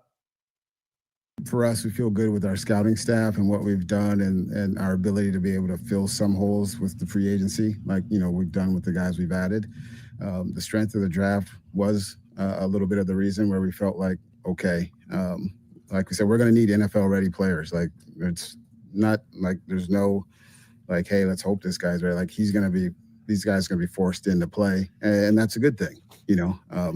So we just have to be right on the person and the characters of the guys that we bring in here, that they're going to do that. So there was really no grand plan of doing it. It was just as we were looking through, because you really always look a year into the future, like when you're looking at like the quarterbacks evaluations, like who's the next class of college players. So you always try and get a peek of what the next year's draft class looks like in strength. So for us, it just aligned to where it made sense for us to invest in some younger players at those positions, and then we'll fill in the rest post-draft through free agency. Oh, that's all. If I may.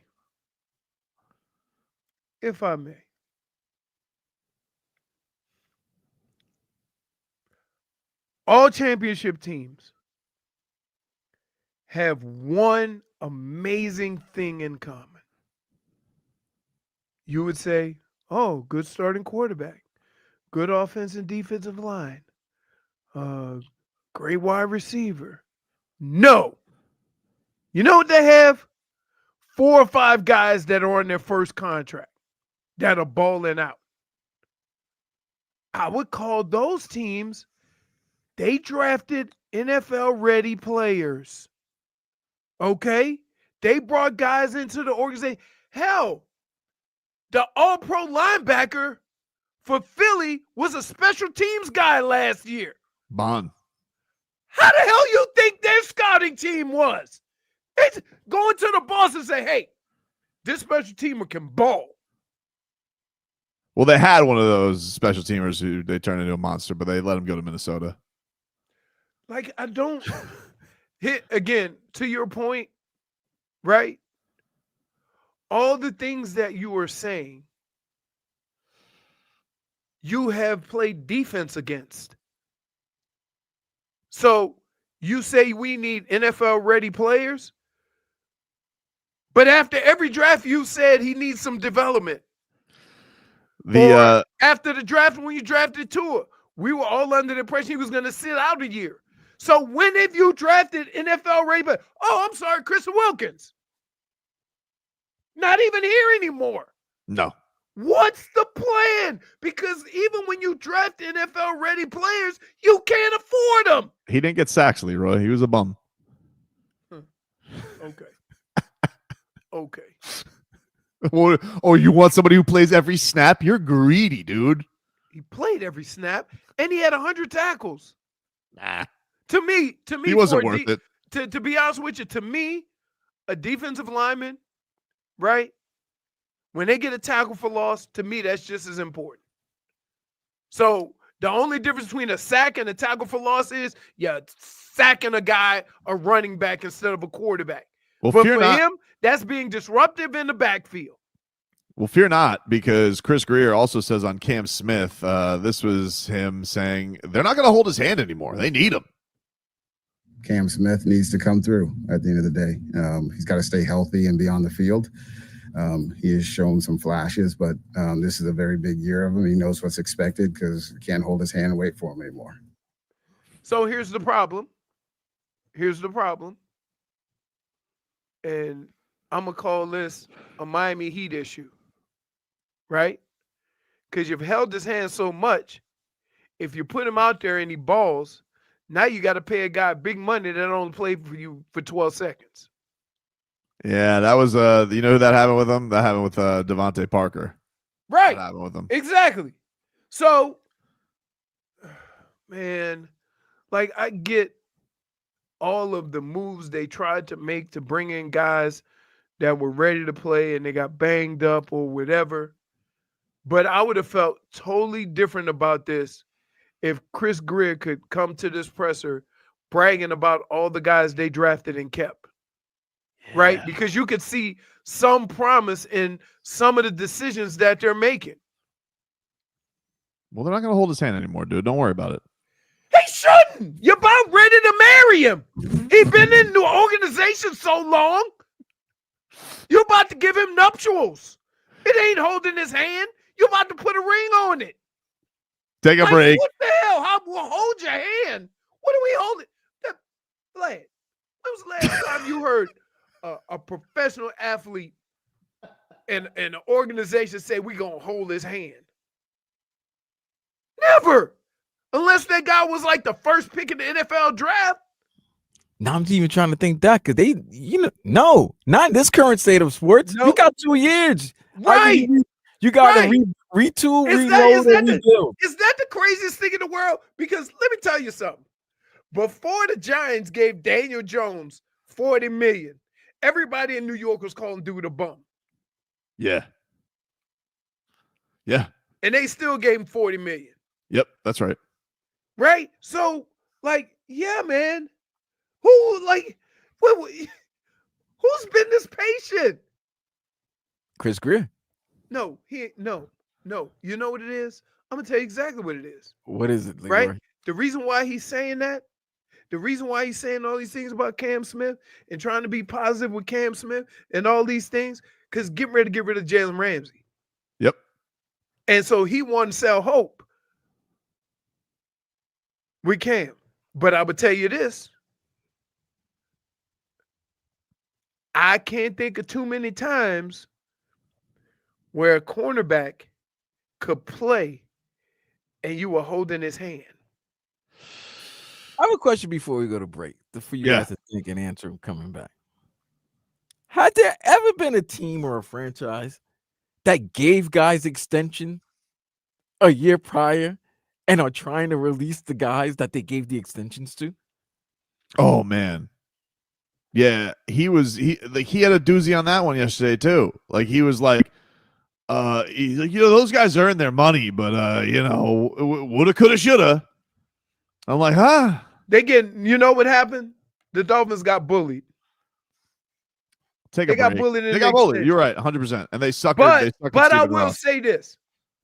Here's why you have to make sure the guys that you give big contracts to pan out. And the reason is because if you want to bring additional talent in, you can always redo their contracts, right? Because you know they're going to be on the team. Well, this is the other thing with leadership, right? Like the whole leadership thing and Mike McDaniel, like maybe they feel like Mike McDaniel can't handle a disgruntled player. He's everybody's friend. I would say this. Don't overestimate what people think of Mike McDaniel. Because I'll say this. The guy that you hear is not the guy that the players see. I've seen it a lot. You would And still say so- behind the scenes he's long-winded, though. Yeah, that's fine. But it's like, I would tell you this. In all the years I was in Minnesota, Denny Green only yelled, I'm talking about serious, almost heart attack yell, one time. And that was during practice. And he blew the whistle and called us together and said, you got to be bleeping kidding me. Start this over. Take a break. Rats off a ship is next.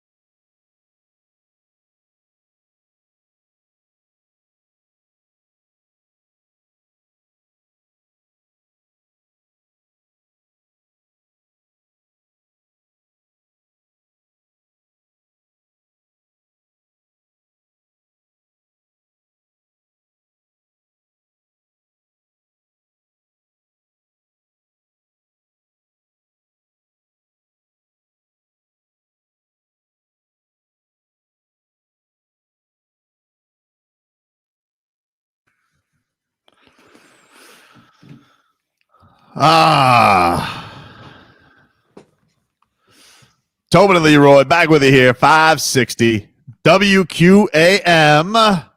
Take you guys up until 2 here on the program. It is that time, ladies and gentlemen, on a Wednesday where we got to put on our snorkel masks and our flippers and figure out if we're staying on the boat or we're diving in. It is time for Rats Off a Ship.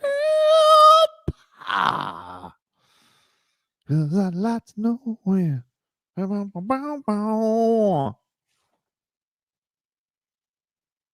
I'm excited. Get our snorkel masks out, everybody. There it is. What do we got today, Jennifer, for rodents off a vessel in the water? You know what? That should be the name of the segment, actually. Yep. I like that better. First, we have Cam Ward spoiling the draft.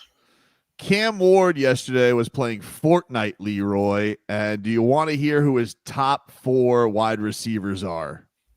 Sure. So y'all already said Ridley, Jamar, Justin. I think Jason Jamar is like the top And then for my last one, Traylon Burks. And that ain't Cam Ward. Is that because he plays for Tennessee? That's all Tennessee receivers. Yeah, he's put 2 of his top 4 receivers are Titans. I appreciate the game. Is that no different than Tyreek saying Tua throw the best ball? He's getting in. He's getting everybody hyped up already. You know, with his 2 Titan receivers. I'm not rats off a ship. I think everybody realizes it's turned in that direction for Cam Ward, so I'm good with him spoiling the draft because I feel we all know, like, the damage is done. We know that the draft is going to be him. I'm curious what happens then after. I want to see as they say, the draft starts at 2, Leroy. Where are you with Cam Ward and spoiling the draft? I don't yeah, we all know. Why are we acting like, oh, he's spoiling it? We all know. So, yeah, it is what it is. Some people don't like that. You guys got very mad at me when I spoiled the Tua pick. Oh, so wait, hold on. You got very mad at me. For a very long time said you never spoiled it. Well, I mean, there was a whole debate around it, and then I boxed you in and you didn't allow it. No. So now you're confirming that you spoiled it? I'm just saying what you guys are. Calm down. Calm down there, murderer. I'm saying that's what you guys think. It is what it is. I mean, I didn't spoil the pick. I never said Tua. That's it. You went caught yourself here. Nope. Yeah, you did. Where are your rats? They're not rats off a ship just yet. All right, fair enough. Vlad?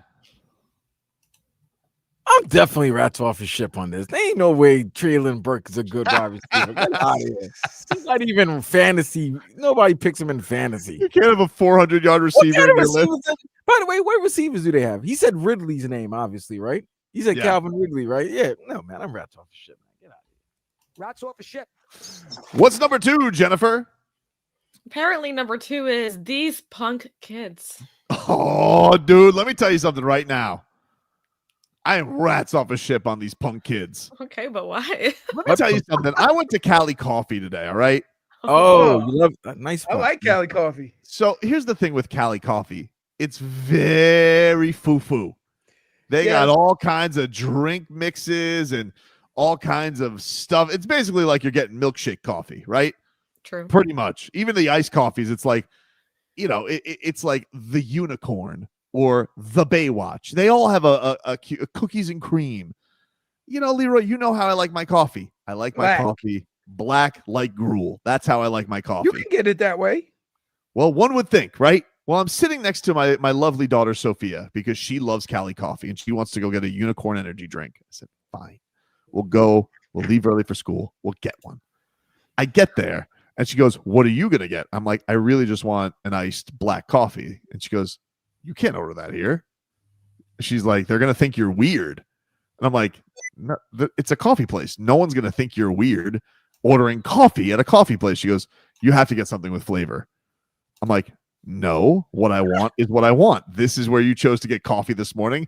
I'm going to keep my coffee routine the same. So like the lady pulls up to the window or comes up to the window with her little tablet. All right. And she goes, what would you like today at Cali Coffee? They're very peppy. They're very nice. Yes. They're very peppy. It's like the Chick-fil-A of coffee. It's almost too nice. It's almost scary. too nice. Early in the morning is too nice. I'm with you, Leroy. The one at the window today, a chatterbox. That's another story. She's not the one at fault here. So what do you do for work? What are you doing? What's your weekend like? It's Wednesday. I don't have plans. It's Wednesday. But she's not the punk kid that I'm rats off a ship on. So my daughter tells me not to order the black coffee. I don't listen because she's a child. And I say, can I get an iced coffee, black, medium? And this kid with the most unctuous tone back to me goes, do you mean an Americana? And I'm like, Hey. Wait. Dude, Have you never been to Starbucks before? You've never been to Starbucks No. before? Yeah, well, you Vlad? gotta stay the side. I had this at the ice cream place at what's the Cold Stone. I say, give me a quart of Founder's Favorite. They go, you mean Love It? Yeah, no, I said, it happens no, I all mean over a the quart. place. It's kind of I'm like like, when I'm I not- choose I'm to not go to saying Starbucks like and they it tell me the little- cups and I Right, don't I'm know like- the sizes. No. Or I tell you what, when I go to Starbucks, small, medium, or large, I'm not going al dente or whatever. Whenever I say small, medium, or large, they'll correct me, and I have no idea. I just say sure. You gotta know tall, grande, venti. Listen, I feel the same way you guys do, but understand, you're in their habitat. Gotta speak their language. No, I'm paying money. No, I still don't know, and I don't want You're them in their to get it habitat. mixed up. So I'm gonna go ahead and say small, medium, or large. Listen, you're in their habitat. Speak their language. No, then they try to correct you. Like you say, oh, you want a grande? I want a large. Whatever you want to call it, it better say large when I get it. Their sizes are normal, small, medium, large, as is coffee. You don't need to call it an Americano, and you don't need it with that punk kid tone. Rats off a ship on the punk kids. That pumpkin tone. I have the same problem at my ice cream place. So I'm rats off. I'm rats off a ship. And like, don't make me like, because here's the problem. One of the kids didn't know what a damn quart was. Excuse me? Well, Yeah. you gotta understand. That person. Wait. How you? He or she might be thinking of a different variable. No, because No, they you're in only a- say you're in an ice cream like shop. it, love it, or shareable. Gotta have it. Gotta have it. There it is. Gotta have it. That's what it is. That's so Yes, ridiculous to me. That's their No. sizes. I'm like, how about a little sample on that spoon? What is that called? A freebie. I like that Cold Stone, though, has canceled the singing for tipping. Oh, That was I really told weird. him. I said, hey, I tell him, I say, hey, I'm putting $2 in here. If you start singing, I'm taking my $2 back. They used to go, tip, tip, hooray. And then they go, Vlad, they'll start a chant like, da-da-da-dun, tip, tip, da-da-da-dun, tip, tip. Like if you tipped at Cold, but they stopped doing it. I think I think corporate policy was probably like, this is probably too humiliating. One thing That's I don't like is annoying. when they That might is do so things annoying. they Hey. don't want to do. Don't I might not forget. tip you just No, I for don't. that. No, I don't. No, I don't.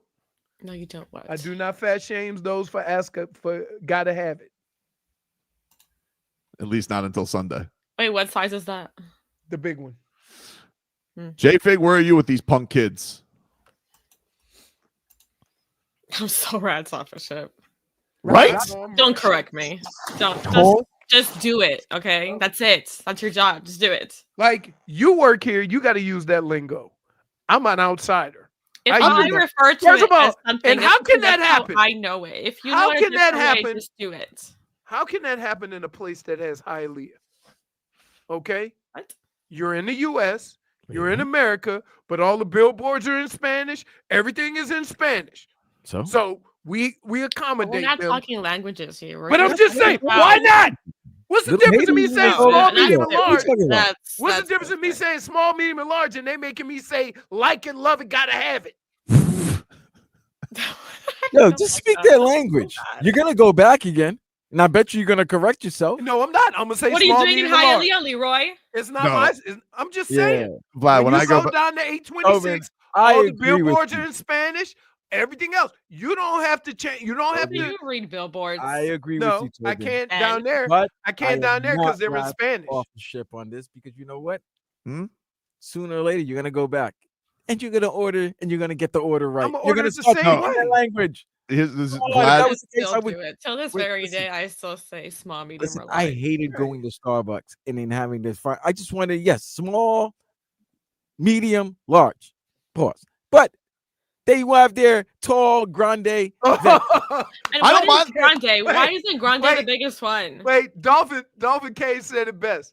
How about the place you go to? They only have 2 sizes, and you ask for the small, and they say you mean regular. That's right. But this has nothing to do. Look, McDonald's. You go to McDonald's now. You ask for a small soda, they give you a medium. You ask for a medium, they give you a large, and they give you ask for a large. Forget about it. They give you like a 64 ounce. yeah, but you guys are losing the plot here. It has nothing to do with size.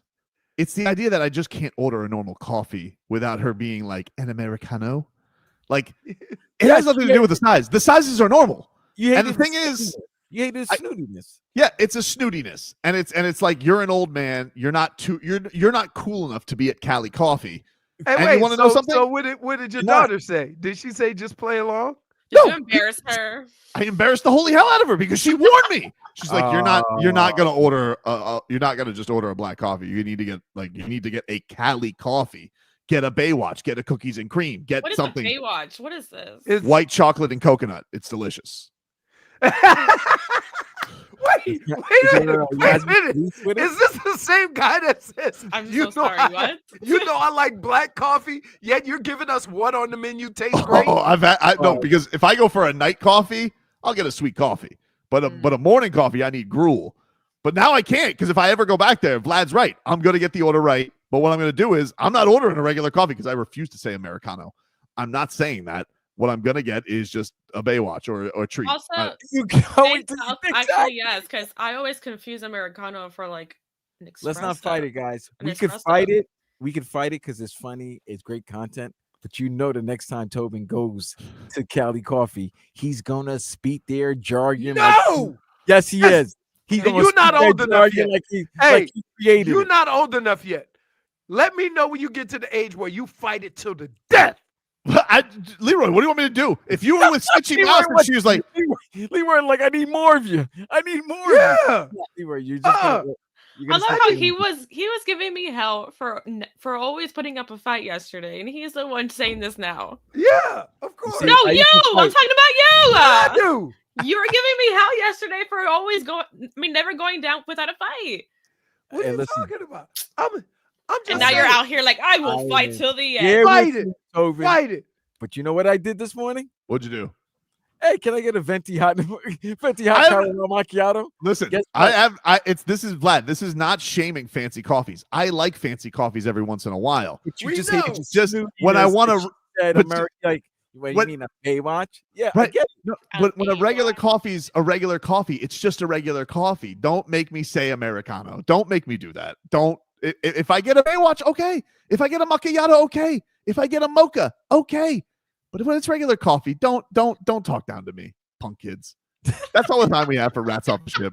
We'll get you caught up with our headlines next.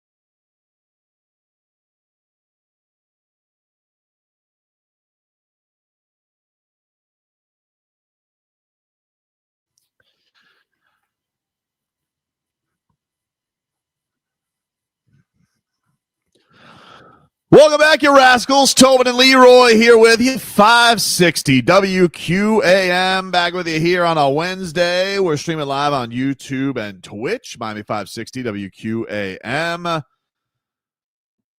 Got the Heat back in action tonight. Let's talk about it. Let's get to headlines here. Brought to us by Doral Kia. Doral Kia, choose from over 500 new Kia models in inventory. The Sportage, Sorento, and Telluride. Remember, when it comes to Kia, the great deals are at Doral Kia. And the Heat, they will take on the Bulls tonight. 7:30 is your tip-off from United Center. 6:15 is pre-Heat. If the Heat win, they will play Friday in Atlanta against the Hawks. If they lose, 1, 2, 3 Cancun. It's Cancun time, dude. That's how it's going. I want them to win. Yep. Because I want them to get as many games as they can with as many people as healthy, so you can get a better idea of what you actually have. Mm-hmm. And I'm so up and down because they went from scoring 150 to not even being close. And so I don't know what you're going to get, and that's the scary part. No idea. Yeah, you don't. And it's one of these things where the Bulls have been high powered. They've had their number. They've drubbed them. They've run them off the court 2 fourth quarters. And Miami tried to find their way at the end there and had a disastrous situational ending in the third game with everything there on the line, with everything, for the Miami Heat to gain of having this game at home at least. And they're gonna win. If they are gonna get Pelle and Nico, I definitely think that's a benefit to him. Andrew Wiggins sounds like, based on the quotes, it sounds like he feels a lot better than when he came back for that game. They need his defense. Got to find some way to slow this team down. But I'm with you. Like, I'm not of this element. There are, I think, a few Heat fans that are just ready for it to be over. This has been an exhausting year. It's been a weird year. Marcos is ready for it to be over. Here's the thing. If you were going to do it, you should have just lost the next 12 after losing 10. Don't come back then, win 6, and you're going to be like, now I want it to be over. No, now I'll drag it out. I'll take my ass kicking from the Cavs like a man, if I'm even allowed to get to that, because now I have to beat the Bulls, who I never beat, and I have to beat Trae Young, who's losing his mind on the court. Question: has any team won 2 to get in the playoffs? I don't think they have. I don't think anybody has come out of the. I don't think they have 1-2 to come in. I definitely don't think it's come with the road. Right. But the Heat have had to play 2 every. They've had to play 2. Right. But I'm asking, has anybody come out of that 9-10? I don't think so. Right. I don't think a 9-10 has come out yet. You know why? Because 7 and 8 are closer to 5 and 6, and I don't just mean by numbers, I mean just about the teams, than 9-10 are to even being anywhere near the playoffs. Yeah. No 9-10 has made the playoffs. Time to make history, baby.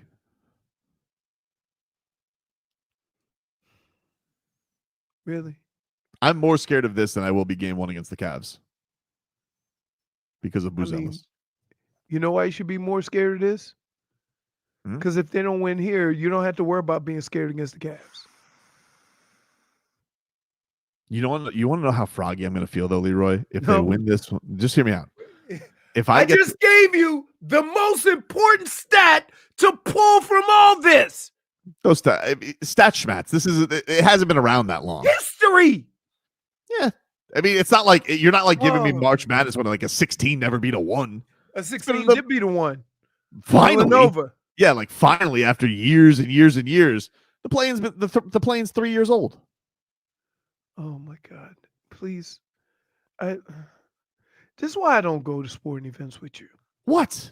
Because you do this. Okay, let me ask you this. If they win tonight, do you feel good against the Hawks?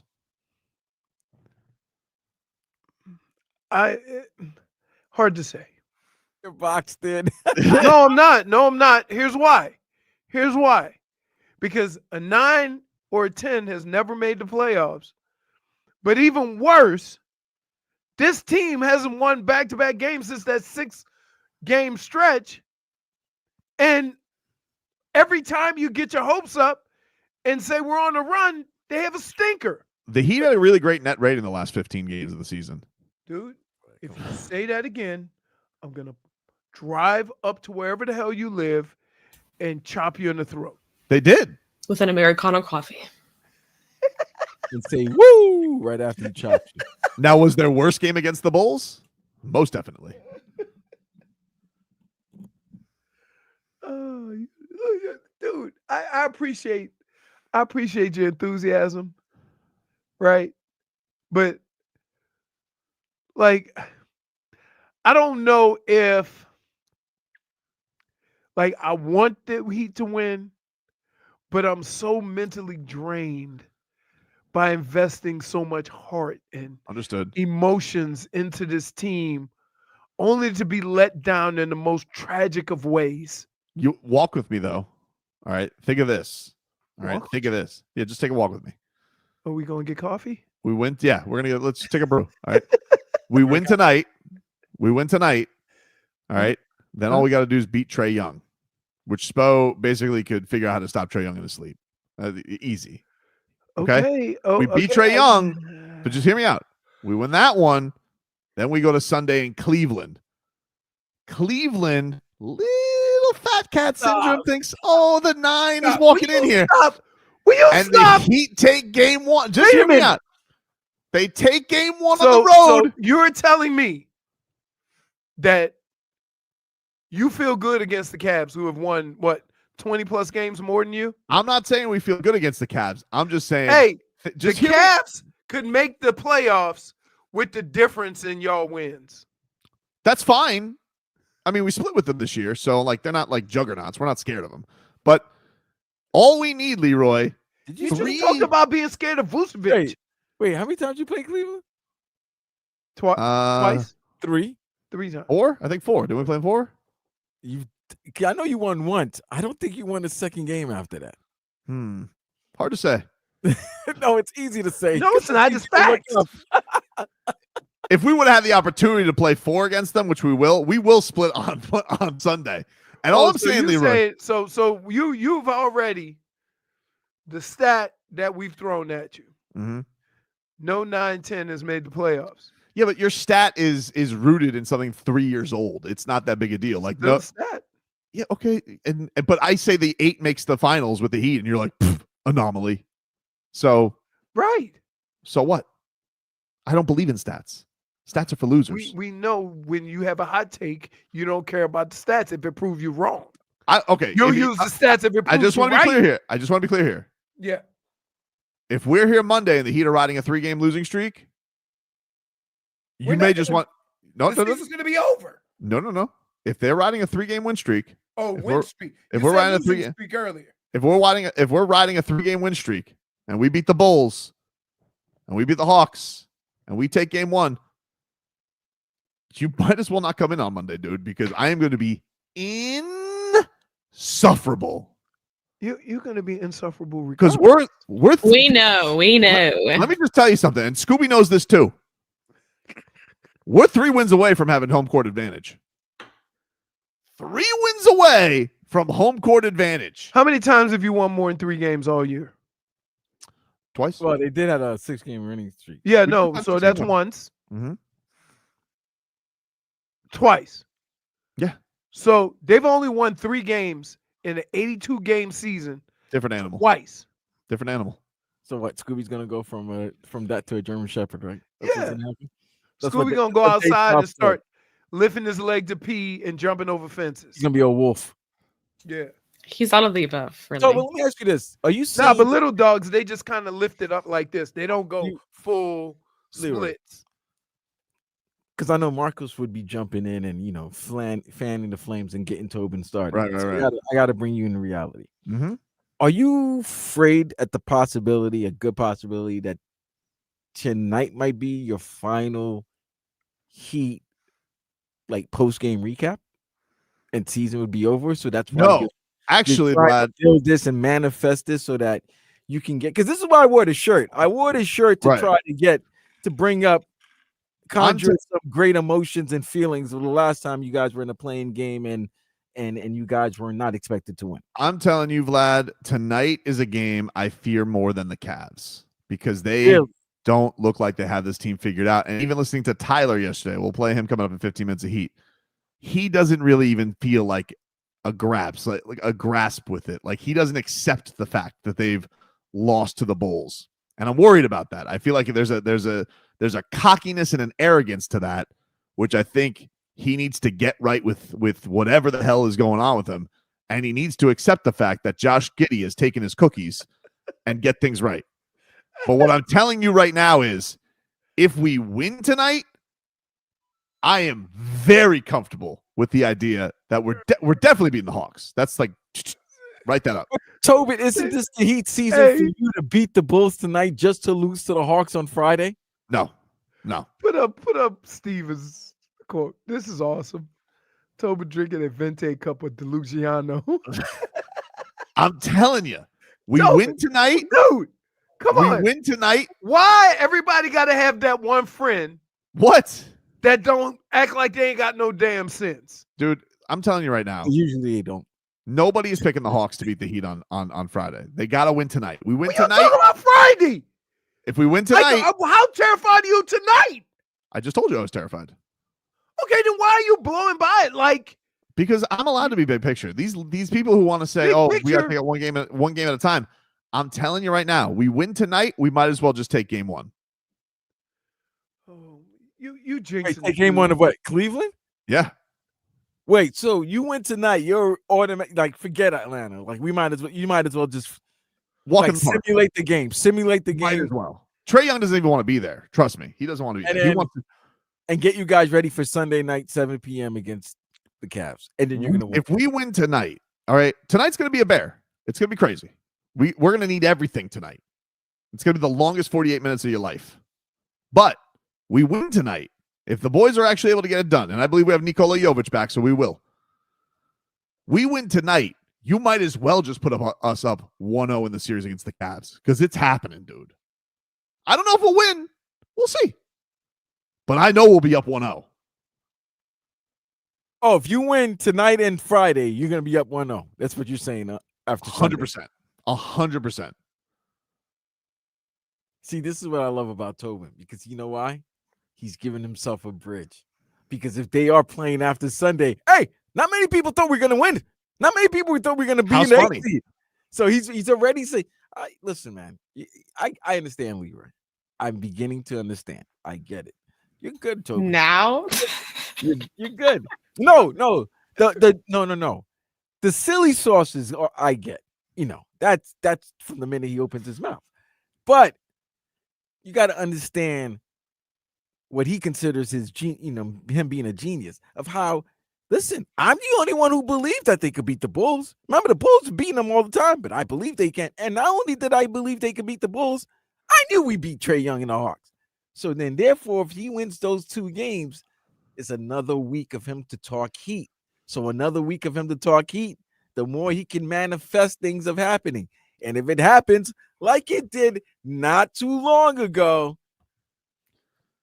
we do not have playoff Jimmy, and that's true. But we got something else.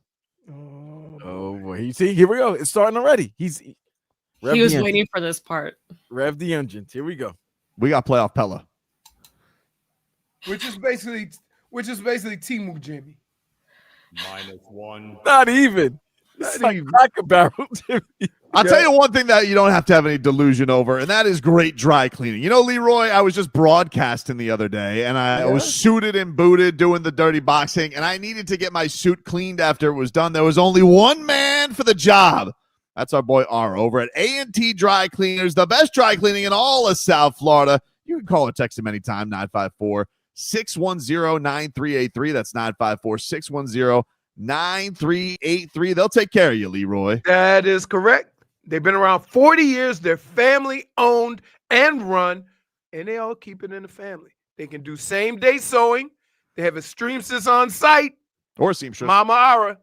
So you know you're getting the best care for your clothes.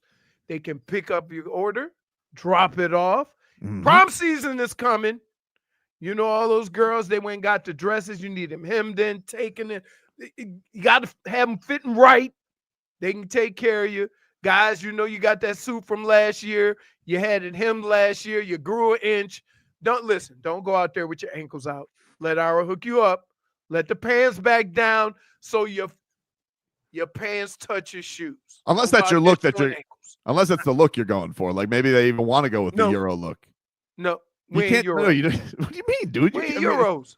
some are. Maybe there's a Slovenian who wants to go to the dance. No, Fonz wears those little short things, and I make fun of him.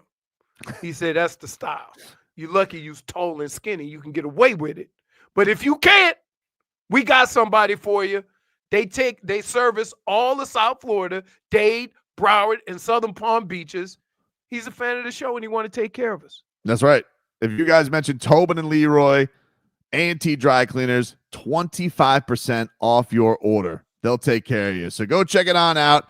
Call or text them today, 954-610-9383, A&T Dry Cleaners.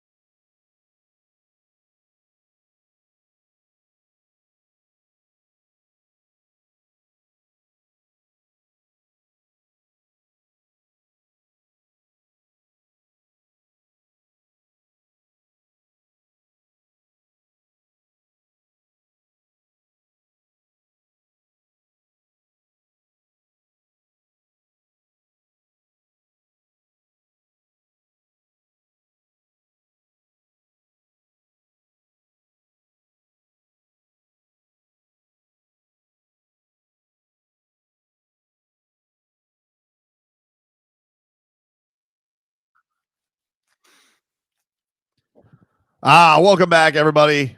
Tobin and Leroy here with you. Let's get to 15 minutes of heat here. Brought to us by our friends over at Hollywood Kia. At Hollywood Kia, the #1 Kia dealer in all of Florida. Get the star treatment. We want to see you in a Hollywood Kia. Visit them online at hollywoodkia.com. 7:30 is your tip-off tonight from the United Center. Heat and Bulls. Miami 0 this year against Chicago. Oh, those fourth quarters against Chicago. My God. They got outscored 39-21 in the first game they played them in the fourth quarter. 36-20 in the second game that they played. Good God.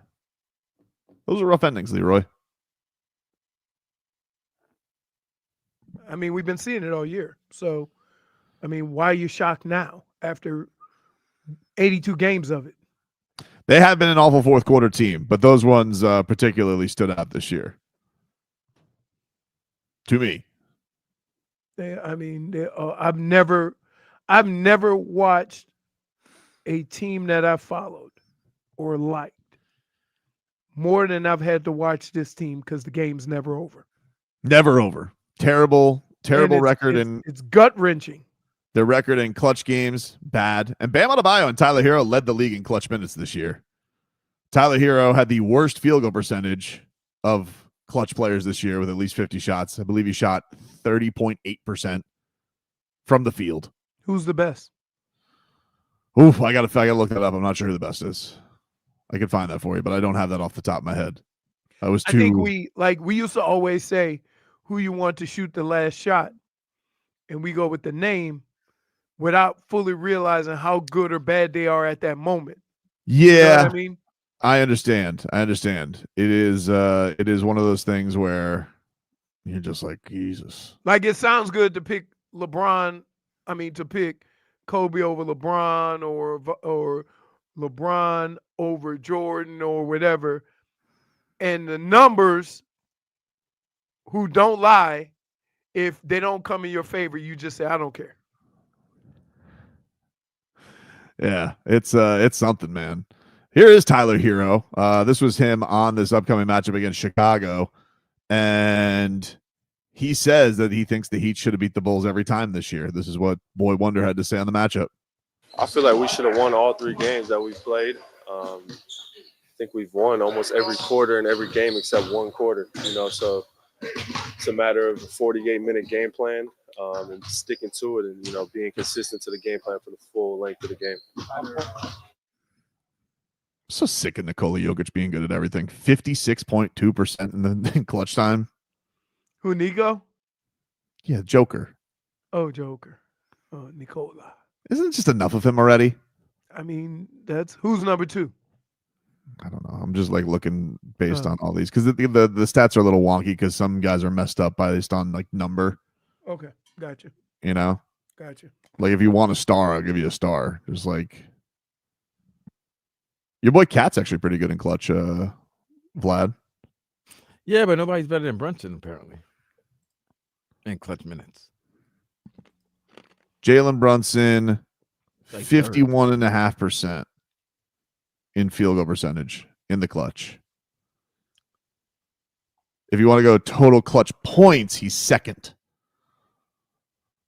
Yeah, because there's that most clutch award that the league came up with, where Steph won it last year, and I think De'Aaron Fox won it the year prior. So yeah, he fell off planet Earth. No, he didn't. I mean, he didn't. His team did. You know what? I don't want to say that. De'Aaron Fox, I'm going to say is this. He was loyal to his coach. This organization tried to put smut on his name. He wasn't falling for it. Right. And he got to a better situation and a better, brighter future.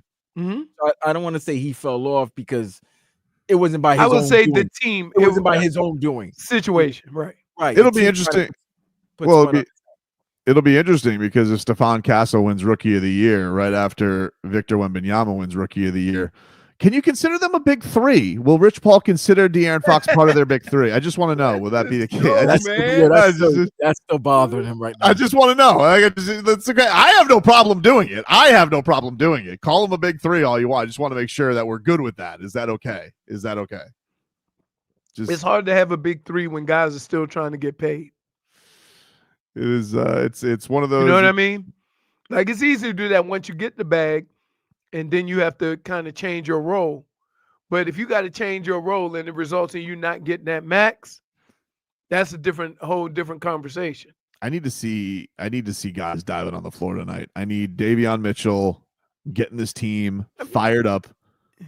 I can't because they're gonna if I see just leak outs and they're gonna get baskets in 4 seconds and outlet passes, like dude, they're gonna have to make this ugly. This whole dancing with the fire nonsense Spo is talking about. I don't know what he's talking about. Lately they've been dancing with razor blades. Like a swordsman? And losing. Ninja stars? Yeah. Chainsaws. Yeah. Are they a private dancer? Because I like to know. I don't know, dude. I'm just saying. Like, whatever they've been dancing with, they losing. Ugh. Whole different meaning when they say go put Hero in the corner. And then there is another playing game tonight. You got Wizards and you got Mavericks and Kings. You stop. Mavericks and Kings. Ain't nobody watching that game. Not even a gambling. Who's the other one? Mavericks and Kings. That's it. Nobody cares about Mavericks and Kings. I will say this: I would want Sacramento to win because I would want to watch Sacramento Memphis in winner gets the 8 seed to lose to OKC. Is there a particular reason you just like that matchup? You think it's fun? I just think the matchup would be better than watching Dallas against Memphis. Like I feel Dallas bad. I feel like, and then Nico, I felt bad for Nico yesterday. I should Oh do my this God. trade all over again. Who had a worse GM press conference, Nico or Chris Grier? Nico. Well, I think it has to be Nico, right? Because it has to be because you gave away a generational talent. And that right there, like you can say as much as you want about, what Chris Grier is doing, right? And I have been along the lines of the kind of the same way the Mavs have felt with them trading Luka, that you draft talent, everybody's complaining about your draft. Then when you finally get some guys that actually, are your own, you let them walk. You got an entire city chanting your name to be fired. Like Chris Grier's had it bad. Yeah. He's never had it that While bad. cheering for the guy that came back. Yep. It's rough. I've never seen that. I mean, every time Luka made a bucket, they were cheering. We'll take a break, wrap things up on the other side, get some final thoughts on tonight's action. And Matthew Tkachuk apparently hinting that the comeback is near. Back after this.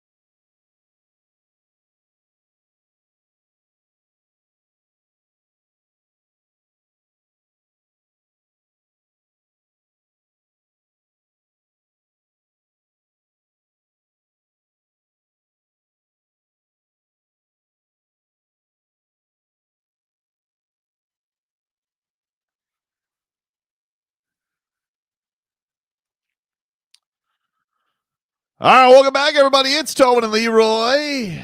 Taking you up until 2 here on the program. You miss any of today's show, you can get it on the Tobin and Leroy podcast on the Odyssey app. You can spell that AUDACY in your app store. Follow Tobin and Leroy and make us your favorite show today. You get us on all your podcast platforms, and you guys can watch us back on YouTube and Twitch, Miami 560 WQAM. You guys can also watch Sports Day there as well, which you guys can catch Vlad on. Appreciate Vlad stepping in for Froggy today. And all your other shows, Hockman and Crowder there as well. We'll get Joe Rose on there eventually. I'm going to convince him. I'm going to get him on that video. On Twitch. I'm going to get him on that video. Good luck. We make fun of Leroy being old, but Joe is old. Let's get to a little cat talk here, brought to us by Hollywood Kia. At Hollywood Kia, the #1 Kia dealer in all of Florida. Get the star treatment.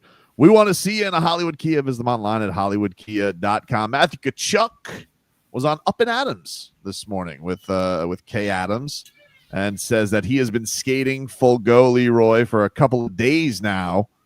So he feels like he's not allowed to say if he's coming back or not, but you can see in that Matthew Tkachuk smile that we're all so familiar with that he feels very good about making his return. According to George Richards of Florida Hockey Now, the Panthers have a full practice tomorrow morning, and Matthew Tkachuk is expected to join the Panthers for that. So that is exciting. Oh, I can't wait to see him, Bennett, and Marchand. Oh, that's going to be fun.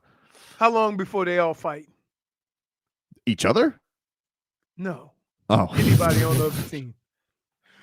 Oh, immediately. It's going to be it's going to be antagonizing right off the bat, but it's going to be cool to have everybody, this whole grind to the end of the season, the Panthers having their spot. We got a rivalry series to start things off, and you're getting reinforcements in the middle of that series. I mean, I feel like the pop for Ekblad's going to be huge when he's out there on the ice. Game 3. Oh, yeah.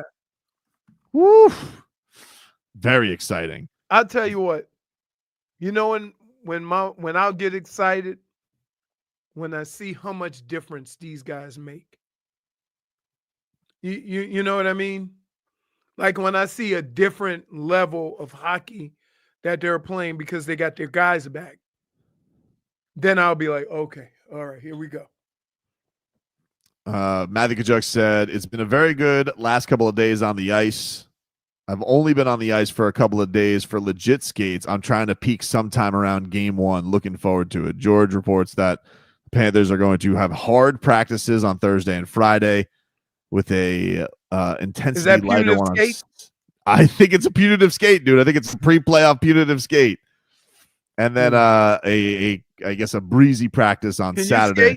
Can you skate? Yeah, I can skate. Why are you like? What does that look? I can skate. Leroy. I can't do a pirouette, but I can skate. Why he said he's Scott Hamilton here or Brian Bertano.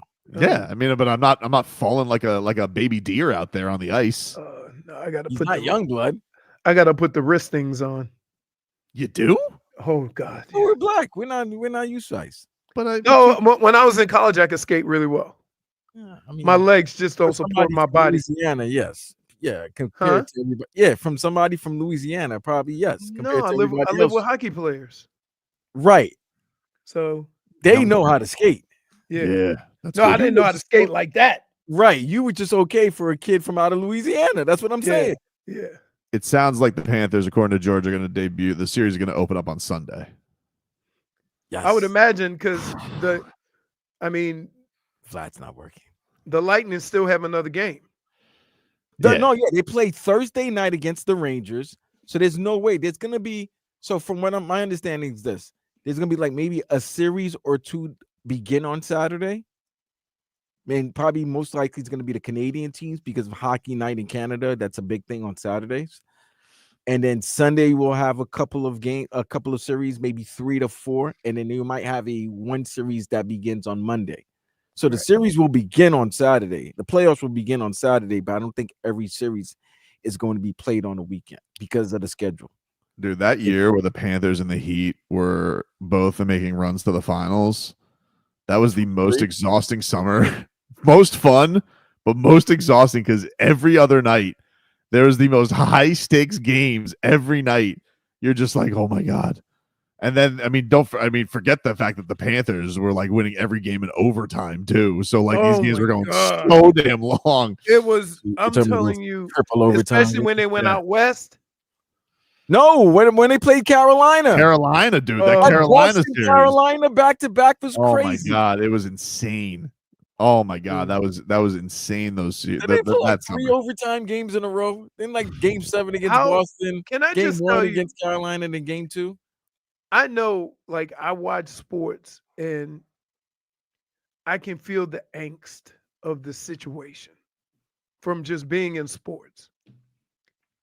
There is absolutely no level of angst that I could feel to make up for overtime hockey. No. And the immediacy of it and how quick it goes from offense to defense and defense to offense and game over. So scared of everything. Oh my goodness. And am I the only Panthers fan that hates seeing them on a power play? Yes.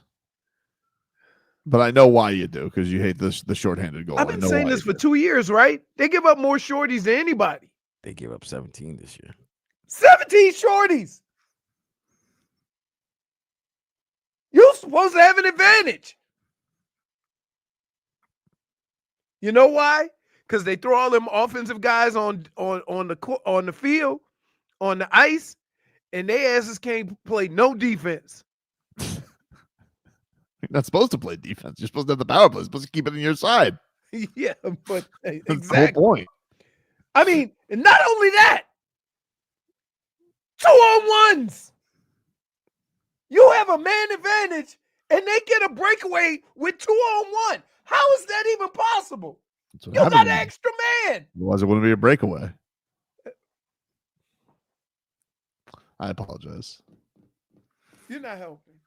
Heat back on the hardwood tonight. You, of course, can hear that right here on 560 WQAM. That gets going at 7:30. And, of course, 6:15 pre-heat with Alejandro Solana. So this is a must-win, right?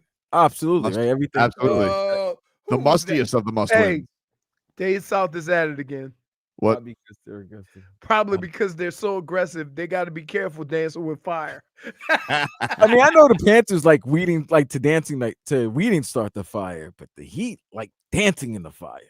I don't know. Can you play that one more time, Vlad? For those who don't know what we're referring to in the first hour of the show, we played this cut from Erik Spoelstra from practice. It's a whopper. And this is his thoughts on dealing with the Bulls' high-powered offense that has given the Heat so much trouble this year. Look, we don't want to play a prevent offense or a prevent type game. We want to attack this game. And, you can dance with the fire, but you got to be smart about it.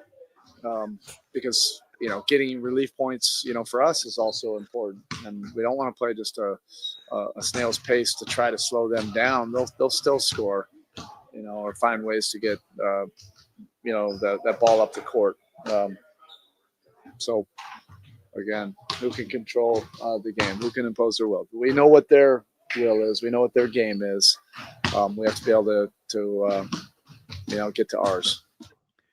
Can I just say this? Incredible. Has anybody ever said they won against fire? No. Wait, say that again? Has anybody ever said they won messing with fire? Maybe Captain Planet? I mean, do you count like those wackos with Tony Robbins who walk over the coals? Aquaman had to say he won against fire.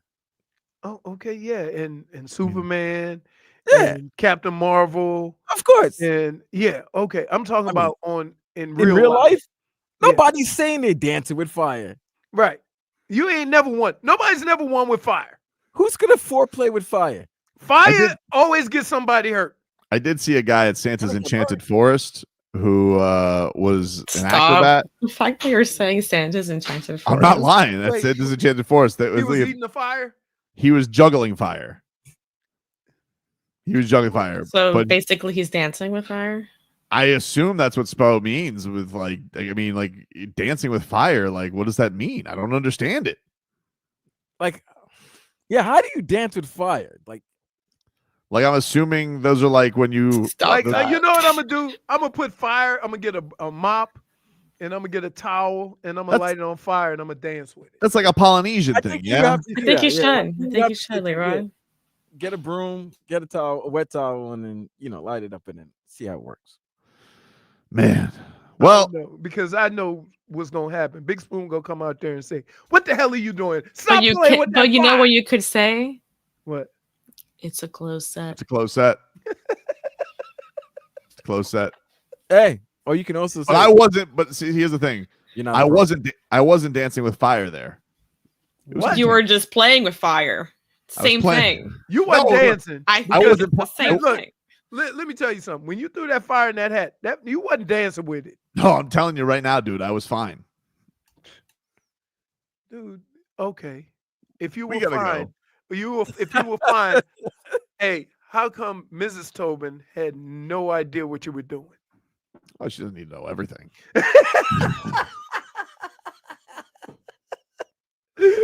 Everybody enjoy your day. We will, of course, have reaction to the Heat tomorrow. Lots of angst going into tonight. We'll see if they can keep their season going, and we will talk to you guys on Thursday.